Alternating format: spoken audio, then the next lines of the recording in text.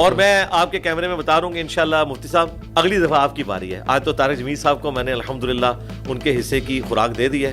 انشاءاللہ میں نے ابھی دیکھی نہیں آپ کی پوڈ کاسٹ, دیکھوں گا تو انشاءاللہ اگلی باری آپ. پھر لوگ پوچھیں گے جی امام حنیفہ کے ساتھ ایسا نہیں ہو سکتا, تو پھر ہم ان سے یہی کہیں گے کہ میرے نبی صاحب ہے ہی کوئی نہیں, تیرے بابے تھے شاہی کوئی نہیں, یہ نبی کا. دیکھو 3 لاکھ میرے اسٹوڈنٹس اگلے دن نہیں اسی دن ہی بریلوی ہو جائیں گے.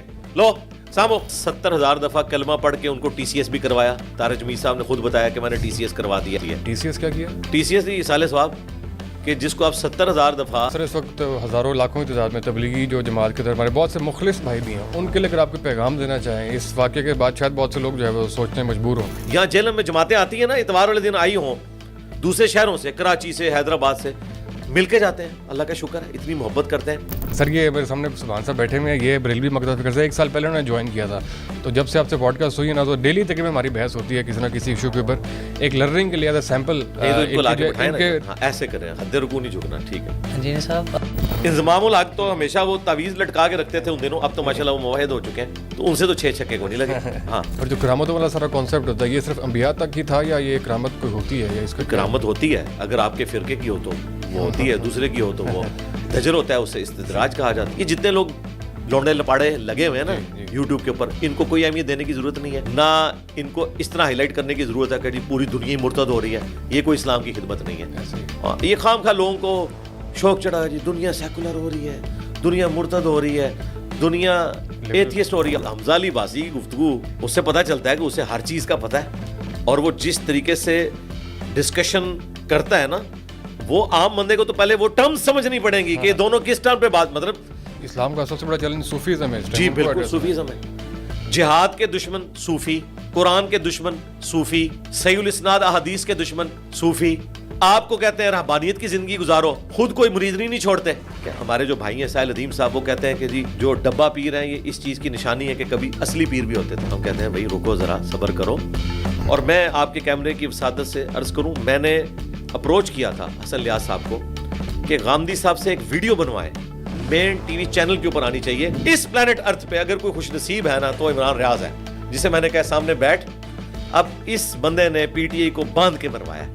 اگر غامدی صاحب کو حور ملی نا تو میں تو پروٹیسٹ کروں گا جناب. ہاں میں کہوں گا یہ تو قائل نہیں تھے, تو میرا اس میں علمی اختلاف ہے غامدی صاحب سے کہ یہ آپ کو جو ملی ہے نا, یہ آپ طارق جمیل صاحب کو گفٹ کر دیں. بسم اللہ الرحمن الرحیم. السلام علیکم, welcome back to our podcast channel. اور آج ایک بار پھر ہم شہر سے باہر موجود ہیں اور آپ دیکھ رہے ہیں, اور آج سے 1.5 سال پہلے بھی اسی جگہ پہ آپ نے دیکھا ہوگا. اور اس پوڈ کاسٹ کے بعد جتنی بھی پوڈ کاسٹ ہوئی, اتفاق سے کسی نہ کسی طریقے سے انجینئر محمد علی مرزا صاحب کا کوئی نہ کوئی ذکر ہوتا رہا ہے, موسٹلی پازیٹیولی. اور ڈسکشن جو ہم بھی نہیں کرتے تھے تو گیسٹ کوئی نہ کوئی آگے کر دیتا تھا. آج خوش قسمتی سے ہم ایک بار پھر یہاں پہ موجود ہیں, تو welcome on the podcast sir. جزاک اللہ خیرہ. لا حول ولا قوۃ الا باللہ. اللہم صلی علی محمد وعلی آل محمد. احمد بھائی آپ کو خوش آمدید ہے جی جیلم اکیڈمی میں. اللہ کا نام لے کے شروع کریں. جزاک اللہ خیر. بڑے عرصے بعد آپ نے شروع کیا دوبارہ سے. درمیان میں ہم دیکھا کہ 8 مہینے کا شاید وقفہ آیا, پوڈ کاسٹ اور انٹرویوز ذرا وہ ہوئے, تو اتنی طویل بریک کی, اور وقفے کی کیا وجہ تھی؟ اس کی وجہ یہ تھی کہ ہماری قرآن کلاسز جو ہیں کمپرومائز ہو رہی تھی, جو ریگولر ریکارڈنگز ہوتی ہیں. تو پھر سب نے یہی ڈیسائیڈ کیا کہ تھوڑا عرصہ وقفہ لگا کے اسے روٹین میں لیں. اس کے بعد پھر یہ کریں گے کہ مہینے میں 1 دن پوڈ کاسٹ کا رکھ لیا کریں گے. اچھا. 1 سنڈے, اور باقی 3 قرآن کلاسز, تاکہ یہ سلسلہ چلتا رہے. اب رمضان میں تو میں نے کافی زیادہ ریکارڈنگز کروائی ہیں. تو جو کم بیک ہوا یہ کسی واقعے کی وجہ سے ہوا, آپ کا اپنا شیڈول تھا کہ ایسا ہی ہوگا؟ نہیں, کوئی واقعہ نہیں تھا. بس یہ رمضان شریف میں چونکہ ایک موسم ہے گفتگو سننے کا, ٹی وی چینلز 7 کے قریب ہیں جن کو میں نے پروگرامز دیے ہیں الحمدللہ. کچھ آن لائن دیے ہیں, کچھ یہاں پہ آ کے ریکارڈنگ ہوئی ہے, کیونکہ رمضان شریف میں لوگ دین کی بات سنتے ہیں. بالکل. اس کے بعد سنتے ہیں تو ربیع الاول میں, اور اس کے بعد محرم. یہ بس یہ 3 مہینے ہیں. باقی جو 9 مہینے ہیں مسلمانوں کے, وہ عام حالات میں گزرتے ہیں. تو آپ کا دل نہیں کرتا, ایک تو صرف یہ پلیٹ فارم ہے نا, لیکن آپ کی جو ایکٹیویٹی ہے وہ تھوڑی محدود ہے, تو کبھی آپ کے دل میں خیال ہے کہ آپ کا بھی کوئی مینار پاکستان پہ الحمرہ ہال میں کوئی اس طرح پہ کوئی پبلک سیشن ہو, کوئی پبلک میں آپ جائیں, پبلک گیدرنگ ہو, کبھی خیال ہے؟ نہیں, بالکل دل نہیں کرتا. اس کی وجہ یہ کہ اس پرسکون ماحول کے اندر میں اینکر کے کوشچن کو سمجھ کر اس کو جس طریقے سے ایڈریس کرتا ہوں, یہ میں پبلکلی نہیں کر سکتا. ہاں, پبلکلی میں کوئی تقریر تو کسی ٹاپک کے اوپر کر سکتا ہوں, لیکن اس کے ساتھ جو تکلیف جڑی ہوئی ہے نا سیکیورٹی ایشوز کی, وہ اتنی بھاری ہیں کہ پھر ہم سیکیورٹی کی طرف ہی توجہ دیں گے اور جو ایکچوئل ہم نے میسج کنوے کرنا ہے وہ ہم نہیں کر سکیں گے. صحیح ہے. ابھی اتوار کا دن ہے آج, جو وہی ایک دن ہے. گزشتہ اتوار کو جو ہے نا وہ طارق جمیل صاحب کی پوڈ کاسٹ آئی تھی اور اس کے بعد ہم نے ایک ویڈیو بنائی اور اس میں کہا کہ انجینئر صاحب کی بڑی آزمائش ہے کہ پورے ہفتے کے بعد ان کو اب بولنے کا موقع ملے گا اور اس میں اپنا بیان جاری کریں گے. یقیناً آپ نے صبح کر دیا ہوگا, لیکن اس میں ہم نے بھی کچھ اسٹڈی کی. میں بلکہ اعتراف کرنا چاہوں گا, میں نے اس سے پہلے وہ کتاب نہیں پڑھی ہوئی تھی. اس کے بعد تھوڑا سا اسٹڈی کی, آپ کے لیکچر سنے تو بڑی عجیب سی اس میں چیزیں تھیں. لیکن زیادہ حیرانی اس بات کے اوپر ہوئی کہ ایک بڑی تعداد میں اس کو ڈیفینڈ کرنے کے لیے بھی لوگ موجود ہیں اور بڑا ابتدائی تعارف ان کو ہوتا ہے اور وہ اس کو ڈیفینڈ کر رہے ہیں کہ فضائل جو ہیں وہ عقائد سے ان کو تعلق نہیں ہوتا, تو لہٰذا اس کی گنجائش بھی ہوتی ہے اور عجیب طرح کی تعویلیں. تو یہ فضائل اعمال اور تبلیغ, اس کا بیسکلی کانسیپٹ کیا ہے اور یہ پاپولر کیوں ہے لوگ, کیونکہ ہم دیکھتے ہیں ہمارے بہت سے دوست تبلیغی اجتماعات میں جاتے ہیں اور واپس آ کے اپنی زندگی وہیں سے کنٹینیو کرتے ہیں, آپ ان کی تھی نا گناہ چھوڑتے ہیں واقعی. تو یہ لوگ اس کو کانسیپٹ بھی سمجھتے ہیں. یہ ذرا کانسیپٹ تھوڑا واضح کیجیے. تبلیغی جماعت کا جو کام ہے نا, یہ تو انبیاء والا کام ہے, اس میں کوئی شک نہیں ہے. ہمیں اختلاف ہے ان کے سلیبس سے. جو وہ باتیں کرتے ہیں نا, جو سلوگن ہے ان کا, اللہ تعالیٰ کے احکامات کو نبی صلی اللہ علیہ وآلہ وسلم کے طریقوں پر پورا کرنا. سلوگن تو بہت اچھا ہے, لیکن اللہ تعالیٰ کے احکامات آپ کو ملیں گے قرآن حکیم میں اور نبی صلی اللہ علیہ وآلہ وسلم کے طریقے ملیں گے صحیح الاسناد احادیث کے اندر, جو ٹاپ آف لسٹ 2 کتابیں ہیں, صحیح بخاری صحیح مسلم. اس کے علاوہ بھی ہیں ابو داؤد, ترمذی, نسائی, ابن ماجہ. یہ ان کا سلیبس نہیں ہے. سلیبس ان کا شیخ زکریا کاندھلوی صاحب کا لکھا ہوا ہے اور انہوں نے اس کتاب کے سٹارٹ میں بتا دیا کہ مجھے طبیبوں نے کچھ روز کے لیے دماغی کام سے روک دیا تھا, تو میں نے کہا اتنے عرصے سے یہ کام پینڈنگ تھا, تو میں نے فضائل اعمال لکھنا شروع کر دی. باقی طارق جمیل صاحب کا یہ کہنا کہ وہ ضعیف روایتیں بیان کرتے ہیں فضائل کے اوپر اور فضائل کے اعتبار سے ضعیف روایتیں ایکسیپٹیبل ہیں, تو چند ایک محدثین کا موقف ہے. لیکن اوورال جو اس فیلڈ کے ایکسپرٹس ہیں, جس طرح امام مسلم ہیں, وہ تو اس چیز کو بالکل نہیں مانتے ہیں. امام مسلم نے صحیح مسلم کے مقدمے میں لکھا ہے, جو مسلم شریف کا حصہ ہے, پہلی 92 روایات. اس کے اندر انہوں نے لکھا ہے کہ کیا دنیا میں صحیح احادیث کم ہیں کہ ہم ضعیف روایتوں کا سہارا لیں, اور وہ علماء جو اپنی کتابوں میں ضعیف روایتیں جمع کر رہے ہیں صرف اس لیے کہ لوگ کہیں گے بڑے محدث ہیں, یہ لوگ علماء کی بجائے جاہل کہلوانے کے حقدار ہیں, جو لوگوں کو یہ بتا نہیں رہے کہ یہ روایتیں کمزور ہیں. پھر انہوں نے اس میں ساتھ یہ لکھا کہ احادیث 3 کاموں کے لیے استعمال ہوتی ہے. یا تو آپ اس سے شریعت کا کوئی حکم ثابت کرتے ہیں, حلال کا یا حرام کا, ایک یہ کیٹیگری. دوسری کیٹیگری یہ ہے کہ آپ کسی چیز کا حکم واضح کرتے ہیں یا کسی چیز سے منع کرتے ہیں. اور تیسری کیٹیگری ہے الترغیب والترہیب, یعنی کسی نیک عمل کی ترغیب دلانا اور کسی برے عمل سے روکنا. یہ 3. تو انہوں نے کہا ان تینوں کاموں کے لیے صحیح حدیث ہونا ضروری ہے. یہ تو امام مسلم لکھ کے گئے ہیں. پھر آخری بات, طارق جمیل صاحب کا یہ کہنا کہ وہ ضعیف روایتیں فضائل میں بیان کرتے ہیں, بالکل ایسا نہیں ہے. انہوں نے اس سے عقیدے بنائے ہیں, فضائل اعمال میں بھی اس سے عقیدے بنائے گئے ہیں, اور بعض عقیدے اتنے ڈینجرس ہیں, گستاخانہ ہے. مثلا جو قرآن کی تعریف کر دی ہے انہوں نے فضائل اعمال کے اندر, جو پہلے تو ڈینائل موڈ میں چلے گئے تھے طارق جمیل صاحب کے, یہ لکھا ہی نہیں ہو سکتا کہ نبی صلی اللہ علیہ وآلہ وسلم رات کو قیام اللیل میں اپنے جسم کو رسی سے باندھتے تھے کہ کہیں غلبہ نیند کی وجہ سے گر نہ پڑے. انہوں نے کہا یہ ہو ہی نہیں سکتا, حالانکہ لکھا ہوا ہے. جب بھٹی صاحب نے ان کو کہا یہ لکھا ہوا ہے, میں نے کنفرم کیا, تو انہوں نے کہا اگر لکھا ہوا ہے تو غلط ہے. بھائی غلط کیوں ہے؟ گستاخی ہے, جھوٹ باندھا ہے آپ نے نبی اسلام کی ذات کے اوپر. یہ کوئی معمولی معاملہ نہیں ہے. اور اس سے بڑھ کر جس آیت کی تشریح میں یہ جعلی واقعہ لکھا, وہ آیات خود بتا رہی ہیں کہ کس کانٹیکسٹ میں ہے. طٰہٰ ما انزلنا علیک القرآن لتشقیٰ الا تذکرۃ لمن یخشیٰ. اے نبی, ہم نے یہ قرآن آپ پر اس لیے نازل نہیں کیا کہ آپ مشقت میں پڑ جائیں, یہ تو نصیحت ہے اس کے لیے جو اللہ سے ڈرنے والا ہے. اس میں واضح بتایا جا رہا ہے کہ آپ علیہ السلام نے اس اعتبار سے اپنے آپ کو مشقت میں نہیں ڈالنا کہ اگر لوگ آپ کی بات نہ سنیں تو آپ اس کی ٹینشن لیں. وہ جسمانی مشقت کی بات نہیں ہو رہی تھی, انٹلیکچوئل مشقت جو تبلیغ کے دوران آتی ہے. اب قرآن کی تفسیر بھی ہم نے ان کو سمجھانی ہے, یہ پورے قرآن کا اسلوب ہے. فَلَعَلَّكَ بَاخِعٌ نَفْسَكَ عَلَىٰ آثَارِهِمْ إِن لَّمْ يُؤْمِنُوا بِهَٰذَا الْحَدِيثِ أَسَفًا. اے نبی, تم اپنے آپ کو اس غم میں ہلاک کر لو گے کہ لوگ اس قرآن پر ایمان نہیں لاتے. آپ کا کام ہے صرف پہنچانا. وَلَا تُسْأَلُ عَنْ أَصْحَابِ الْجَحِيمِ. اے نبی, ہم آپ سے نہیں پوچھیں گے کہ لوگ جہنم میں کیوں چلے گئے. آپ کا کام تھا پہنچانا, انہوں نے قبول کر لیا, ٹھیک, نہیں کرتے نہ کریں, آپ سے نہیں پوچھا جائے گا. تو یہ ضعیف روایتیں صرف فضائل میں بیان نہیں ہو رہی ہوتی, بلکہ اس سے عقیدے بنائے جا رہے ہوتے ہیں. اور ایک تو انہوں نے واقعہ خود مان لیا, امام حنیفہ گناہ دھلتے ہوئے دیکھ لیتے تھے, انہوں نے کہا ہاں یہ ہو سکتا ہے, اور اس میں انہوں نے جعلی روایت پیش کر دی جامعہ ترمذی کی.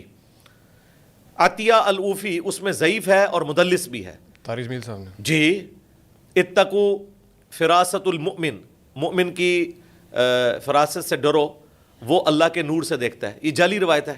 شیخ البانی نے اس کو نقل کیا ہے کہ یہ جعلی روایت ہے, اور اس سے انہوں نے امام حنیفہ کا کشف ثابت کیا. اور اس میں بھی ٹیکنیکل غلطی یہ کی کہ فضائل مال میں لکھا ہوا ہے, اور تقی عثمانی صاحب نے بھی اپنی ویڈیو میں سنایا یہ واقعہ, کہ امام حنیفہ دیکھ لیتے تھے کہ اس نے بدکاری کی ہے, اس نے چغلی کی ہے, اس نے غیبت کی ہے. یہ ٹیکنیکلی بات غلط ہے, کیونکہ صحیح مسلم میں آتا ہے کہ صرف صغیرہ گناہ وضو سے معاف ہوتے ہیں, کبیرہ گناہ معاف نہیں ہوتے.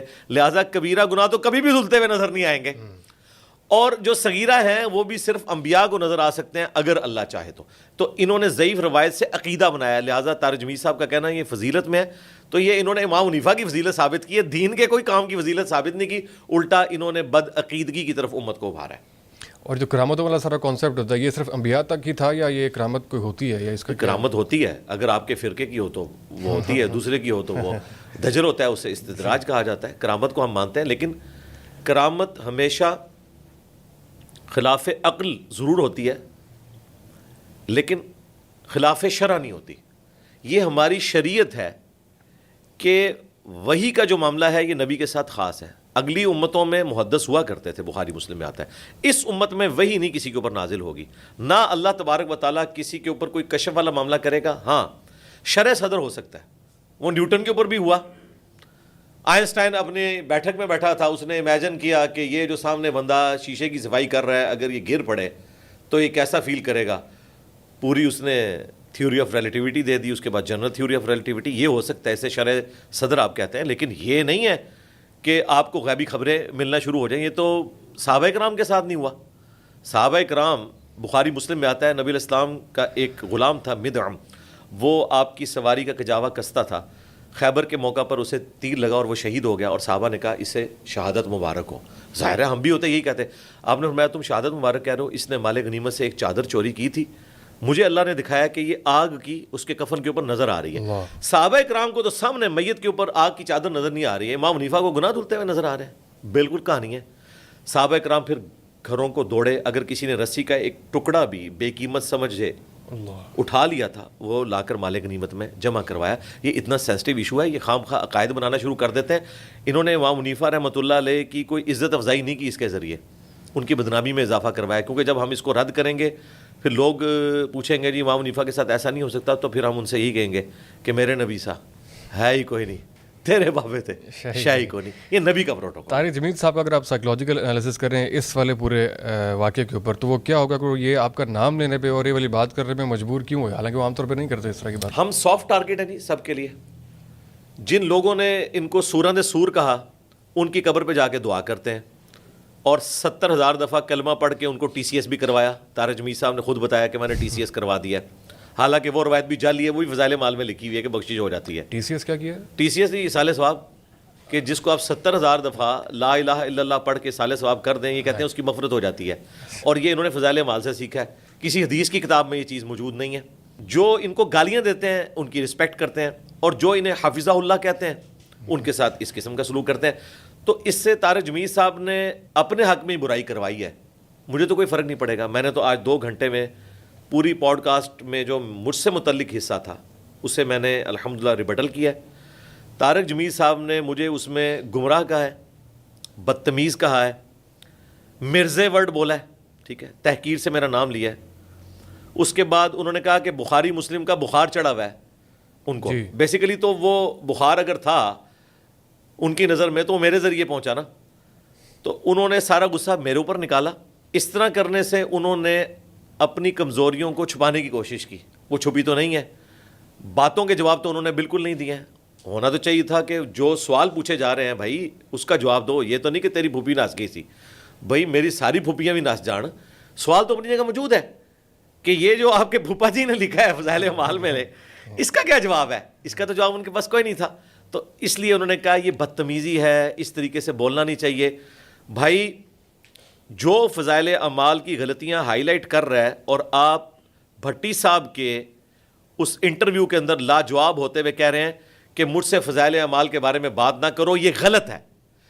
جس نے آپ پر عیاں کیا کہ فضائل اعمال میں یہ چیزیں غلط ہیں وہ تو گمراہ ہے, اور فضائل اعمال لکھنے والا بزرگ ہے. واہ, ہونا تو چاہیے تھا کہ ہمیں اپنے بزرگوں سے بڑی ڈگری دیتے ہیں کہ انجینئر صاحب شکریہ, آپ کی وجہ سے ہمیں پتہ چلا کہ ہمارے بزرگ گمراہی لکھ کے گئے ہیں, الٹا مجھے گمراہ کہنا شروع کر دیا. تو بڑی زیادتی والی بات ہے. سر اس وقت ہزاروں لاکھوں کی تعداد میں تبلیغی جو جماعت کے اندر ہمارے بہت سے مخلص بھائی بھی ہیں, ان کے لیے اگر آپ کو پیغام دینا چاہیں اس واقعے کے بعد, شاید بہت سے لوگ جو ہے وہ سوچنے مجبور ہوں, کیا اوور آل کام ان کا ٹھیک ہے, بیچ میں سے کچھ کام ٹھیک ہے, یا ان کو کس طرح اپنی اصلاح کرنی چاہیے؟ ہم تو عرصہ دراز سے تبلیغی جماعت والوں کو سمجھا رہے ہیں کہ آپ ہماری جماعت ہیں, ہم آپ کو آن کرتے ہیں, نبیوں والا کام کر رہے ہیں. اور مجھے تبلیغی جماعت سے اس لیے عقیدت ہے کہ یہ اپنی جیب سے لگا کے کرتے ہیں. میرے لیے یہ جو پیسے والا فتنہ ہے نا, یہ اتنی بڑی چیز ہے, کیونکہ جامع ترمذی میں حدیث ہے ہر امت کا کوئی نہ کوئی فتنہ ہے, اور میری امت کا فتنہ مال ہے. تبلیغی جماعت کو اللہ نے یہ خوبی دی ہے کہ وہ اپنی جیب سے لگا کے جاتے ہیں. تو ہم ان کو ہمیشہ ریکویسٹ کرتے ہیں کہ یار کام بہت اچھا ہے, اپنا سلیبس جو ہے نا اس کو ایڈریس کرو. ہزاروں ہمارے اسٹوڈنٹس تبلیغی جماعت میں ہیں, انڈیا میں بھی, پاکستان میں بھی. یہاں جیلم میں جماعتیں آتی ہیں نا, اتوار والے دن آئی ہوں دوسرے شہروں سے, کراچی سے, حیدرآباد سے, مل کے جاتے ہیں. اللہ کا شکر ہے, اتنی محبت کرتے ہیں. انشاءاللہ تبلیغی جماعت کے اندر بھی یہ اصلاح کا سلسلہ شروع ہو چکا ہے آہستہ آہستہ انشاءاللہ تعالی. اب دیکھیں طارق جمیل صاحب نے بھلے میرے ہی روب کی وجہ سے یا ارشاد بھٹی صاحب کی ان چیزوں کو ہائی لائٹ کرنے کی وجہ سے یہ کہہ دیا کہ فضائل اعمال غلط ہے, تو یہ آپ سمجھ لیں تحویل قبلہ ہے, بڑی سٹیٹمنٹ ہے. یہ ایک قسم کا خود کش حملہ انہوں نے تبلیغی جماعت کے اوپر کر دیا. اگرچہ اس میں تبلیغی جماعت کو فائدہ تو کچھ عرصے بعد ہوگا, البتہ طارق جمیل صاحب کو تو ذاتی طور پہ نقصان ہو گیا, سیدھی سی بات ہے. ظاہر ہے کہ لوگ کہیں گے کہ پوری زندگی ہمیں اس طرف لگائی رکھا آپ نے, اور اب آپ لوگ کہہ رہے ہیں, بالکل کہہ رہے ہیں. پھر دیکھیں مجھے اس میں یہ بھی آپ کے پلیٹ فارم سے بات چلی جائے, انہوں نے کہا کہ انجینئر جو ہے نا یہ کہتا ہے چشتی دجال, تھانوی دجال, شبلی دجال. او بھائی جب لوگ اپنے ناموں کے کلمے پڑھائیں گے تو ہم ان کو کیا کہیں؟ نبی علیہ السلام نے تو فرمایا, بخاری مسلم کی حدیث ہے, قیامت اس وقت تک قائم نہیں ہوگی جب تک کہ 30 جھوٹے دجال نہ پیدا ہو جائیں اور سارے دعوے نبوت کریں گے. اب وہ جو دعوے نبوت ہے وہ کہتے ہیں نہیں جی وہ دعوے نبوت نہیں ہے, صرف انہوں نے ٹیسٹ کرنے کے لیے اپنے نام کا کلمہ پڑھوایا. اللہ کے بندو, ہمیں تو آپ بتاتے تھے کوئی جھوٹی موٹی بھی قادیانی لکھ کے جرمنی چلا جائے وہ قادیانی ہو جاتا ہے. تمہارے بابے سچی مچی کلمہ پڑھائے تو وہ کہتے ہیں نہیں امتحان تھا. کیا سیدنا ابوبکر, عمر, عثمان و علی نے اس طریقے سے امتحان لیا؟ اور پھر کہتے ہیں یہ بابے کہہ رہا ہے. اور یار یہ میں رسپیکٹیبل ورڈ بول رہا ہوں, یہ بابے تو میں امام بخاری امام مسلم کو بھی کہتا ہوں کہ میرے بابے ہیں, یہ رسپیکٹیبل ورڈ ہے, یہ کوئی تحقیر والا ورڈ نہیں ہے. اور الحمدللہ یہ ورڈ اس وقت یوز ہو رہا ہے, یہ اردو ڈکشنری کا حصہ بن چکا ہے. اچھا مجھے بتائیں, اشفاق احمد صاحب جب کہتے تھے بابا جی بابا جی, اس وقت ان کو خیال آیا کہ یہ بابا جو ہے یہ نٹوریس ورڈ ہے, یہ خام خواہ انہوں نے بات پکڑی ہے, اور اس کا اینڈ رزلٹ یہ ہے کہ اب جواب دیں گے. ایسے ہی آپ نے صحیح فرمایا کہ طارق جمیل صاحب کو اپنے لوگوں کا فیڈ بیک مل رہا ہے کہ آپ نے میں یہ کر دیا وہ کر دیا. اس کے بعد بھٹی صاحب پہنچے ہیں مفتی طارق مسعود صاحب کے پاس, انہوں نے کچھ باتیں ایسی کی ہیں جس سے وہ اپنی کانسٹیٹوئنسی میں ایک ہیرو بن گئے ایک طریقے سے, اس کا خراب بہتر جواب دیں گے. ان کا یہ کہنا ہے, نئی بات شاید انہوں نے کی ہے کہ اگر انجینئر صاحب جو ہے وہ تھانوی رسول اللہ اور چشتی رسول اللہ کہنے والوں کو یہ موقف رکھتے ہیں تو ایک سینسٹیو معاملہ ہے, انہیں کافر ڈکلیئر کریں. جس طرح ہم قادیانیوں کو کافر ڈکلیئر کرتے ہیں اور ان کو مسلمان نہیں سمجھتے, تو کھل کے سامنے ہے. اور انہوں نے یہ آپ سے مطالبہ کی, تفصیلی ویڈیو بھی آپ نے, میں تو کھل کے سامنے ان کو پتہ ہی نہیں ہے, میں تو کب سے ڈکلیئر کر دیں. ہاں جی, میں نے کب سے ڈکلیئر کیا ہوا ہے کہ جو لا الہ الا اللہ چشتی رسول اللہ کا قائل ہے وہ دار اسلام سے خارج ہے. اگر کسی مسلمان کا اس سے ہٹ کے عقیدہ ہے تو وہ بتائے نا. مفتی طارق مسعود صاحب اپنا عقیدہ واضح کریں نا کہ چشتی رسول اللہ کہنے والا مسلمان رہتا ہے. اس سے اگلی بات, آلریڈی مفتی اعظم پاکستان کا فتویٰ آ چکا ہے اس پہ. مفتی منیب الرحمان صاحب نے چشتی رسول اللہ کے اوپر فتویٰ دیا ہے ہماری ویڈیوز کی ہیٹ کی وجہ سے, اور اس میں انہوں نے کہا ہے کہ اعلیٰ حضرت فرماتے ہیں کہ اگر کوئی کہے آنا رسول اللہ, کہ میں اللہ کا رسول ہوں, اور اس کی تعویل کرے کہ اس سے مراد میں نبی علیہ السلام کا پیغمبر بن کے آیا ہوں یا ان کا ڈاکیا بن کے آیا ہوں, تو اس کی تعویل قبول نہیں کی جائے گی, کیونکہ رسول ایک ٹرم ہے جو پرافٹ کے لیے استعمال ہوتی ہے. تو مفتی صاحب اعلیٰ حضرت پہلے ہی کافر کہہ چکے ہیں, اور ہم اعلیٰ حضرت کے ساتھ ہیں, احمد بریلوی صاحب کے ساتھ ہیں کہ اس کی تعویل نہیں ہوگی. رہا اب جن لوگوں نے تعویل کی ہے, ہمارے سامنے اگر موجود ہوں گے ہم ان سے پوچھیں گے, انہیں سمجھائیں گے. میرے خیال ہے جس طرح ہم کامیاب ہو گئے ہیں طارق جمیل صاحب کو یہ بات سمجھانے میں کہ فضائل اعمال میں جو کچھ لکھا ہے یہ قرآن و سنت کے خلاف ہے, میں اللہ سے امید کرتا ہوں کہ اگر اشرف تھانوی صاحب دنیا میں موجود ہوتے میں ان کو بھی قائل کر لیتا. میرا خیال ہے وہ ضدی نہ ہوتے, وہ عالم دین تھے. اب وہ دنیا سے جا چکے ہیں, ہمارے سامنے موجود نہیں ہے. ہم ان کی عبارت پہ کفر کا فتویٰ دیں گے, بندے پہ نہیں دیں گے. ہمیشہ سے ہمارا یہ موقف ہے.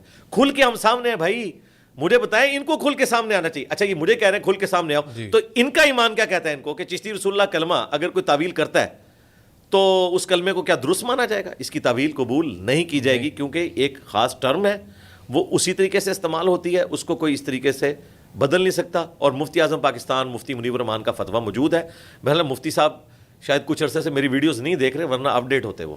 ایسا ہی ہے. اور میں آپ کے کیمرے میں بتا رہا ہوں کہ انشاءاللہ مفتی صاحب اگلی دفعہ آپ کی باری ہے. آج تو طارق جمیل صاحب کو میں نے الحمدللہ ان کے حصے کی خوراک دے دی ہے. انشاءاللہ میں نے ابھی دیکھی نہیں آپ کی پوڈ کاسٹ, دیکھوں گا تو انشاءاللہ اگلی باری آپ. ٹریلر جو ہے وہ تھوڑا سا پوڈ کاسٹ آپ نے دے دیا, باقی آپ تفصیل سے جو ہے اگلی پوڈ کاسٹ میں کریں گے.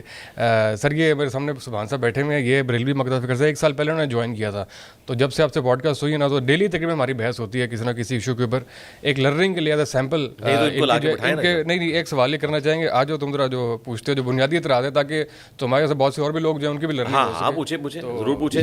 ہاں پوچھیں آگے پوچھیں. ہاں وہ کیمرے سے ہٹ جائے. ہاں پوچھیں. السلام علیکم, میرا نام سبحان ہے. ہاں ایسے کریں, حد رکوع نہیں جھکنا, ٹھیک ہے جی صاحب.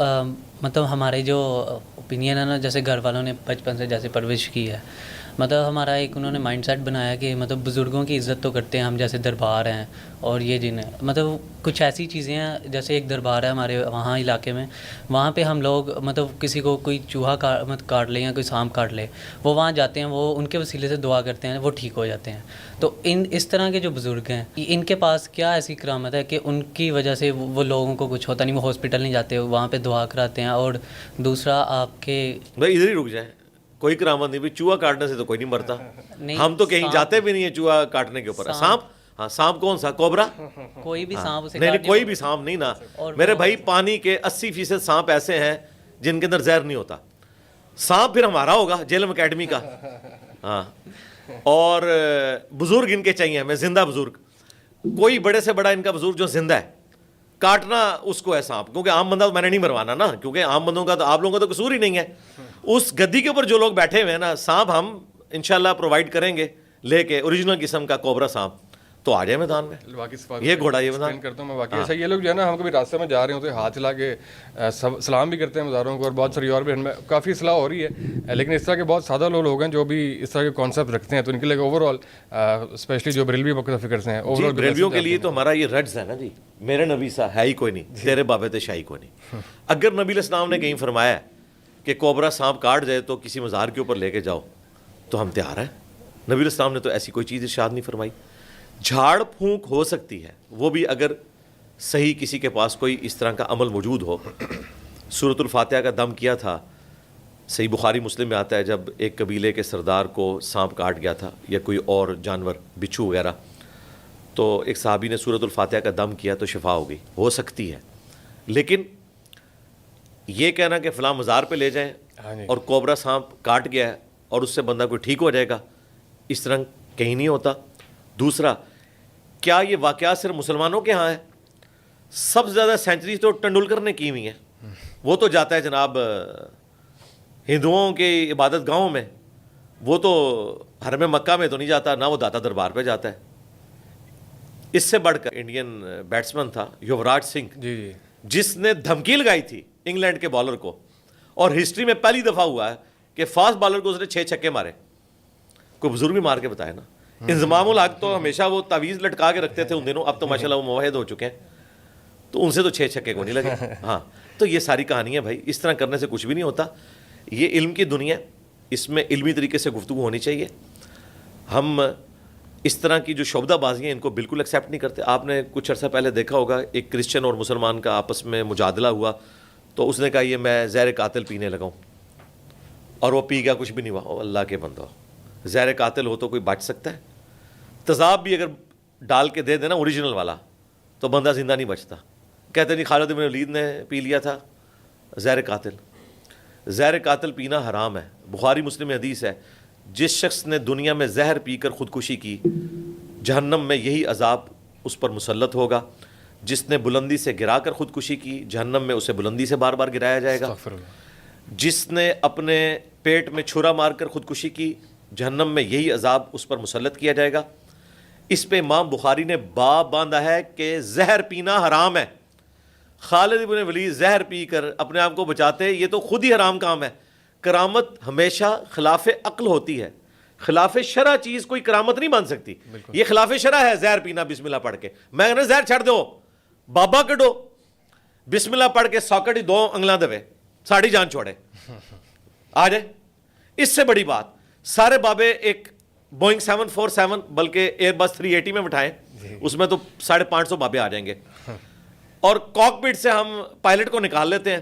सही। साइंस जरा कोई जहाज लैंड करवा के दसन, आखिरत ही लैंड करेगा, दुनिया लैंड भी नहीं कर सकता। ये सब कहानियां बनी हुई हैं, झूठ है भाई। और ये सारी चीज़ें हम भी सुनते थे और बयान करते थे। जब हमने कुरान पढ़ा, अहदीस पढ़ी, तो हमें पता चला सब के सब फ्रॉड है। और देखें ये क्या बच्चे का नाम है, सुभान।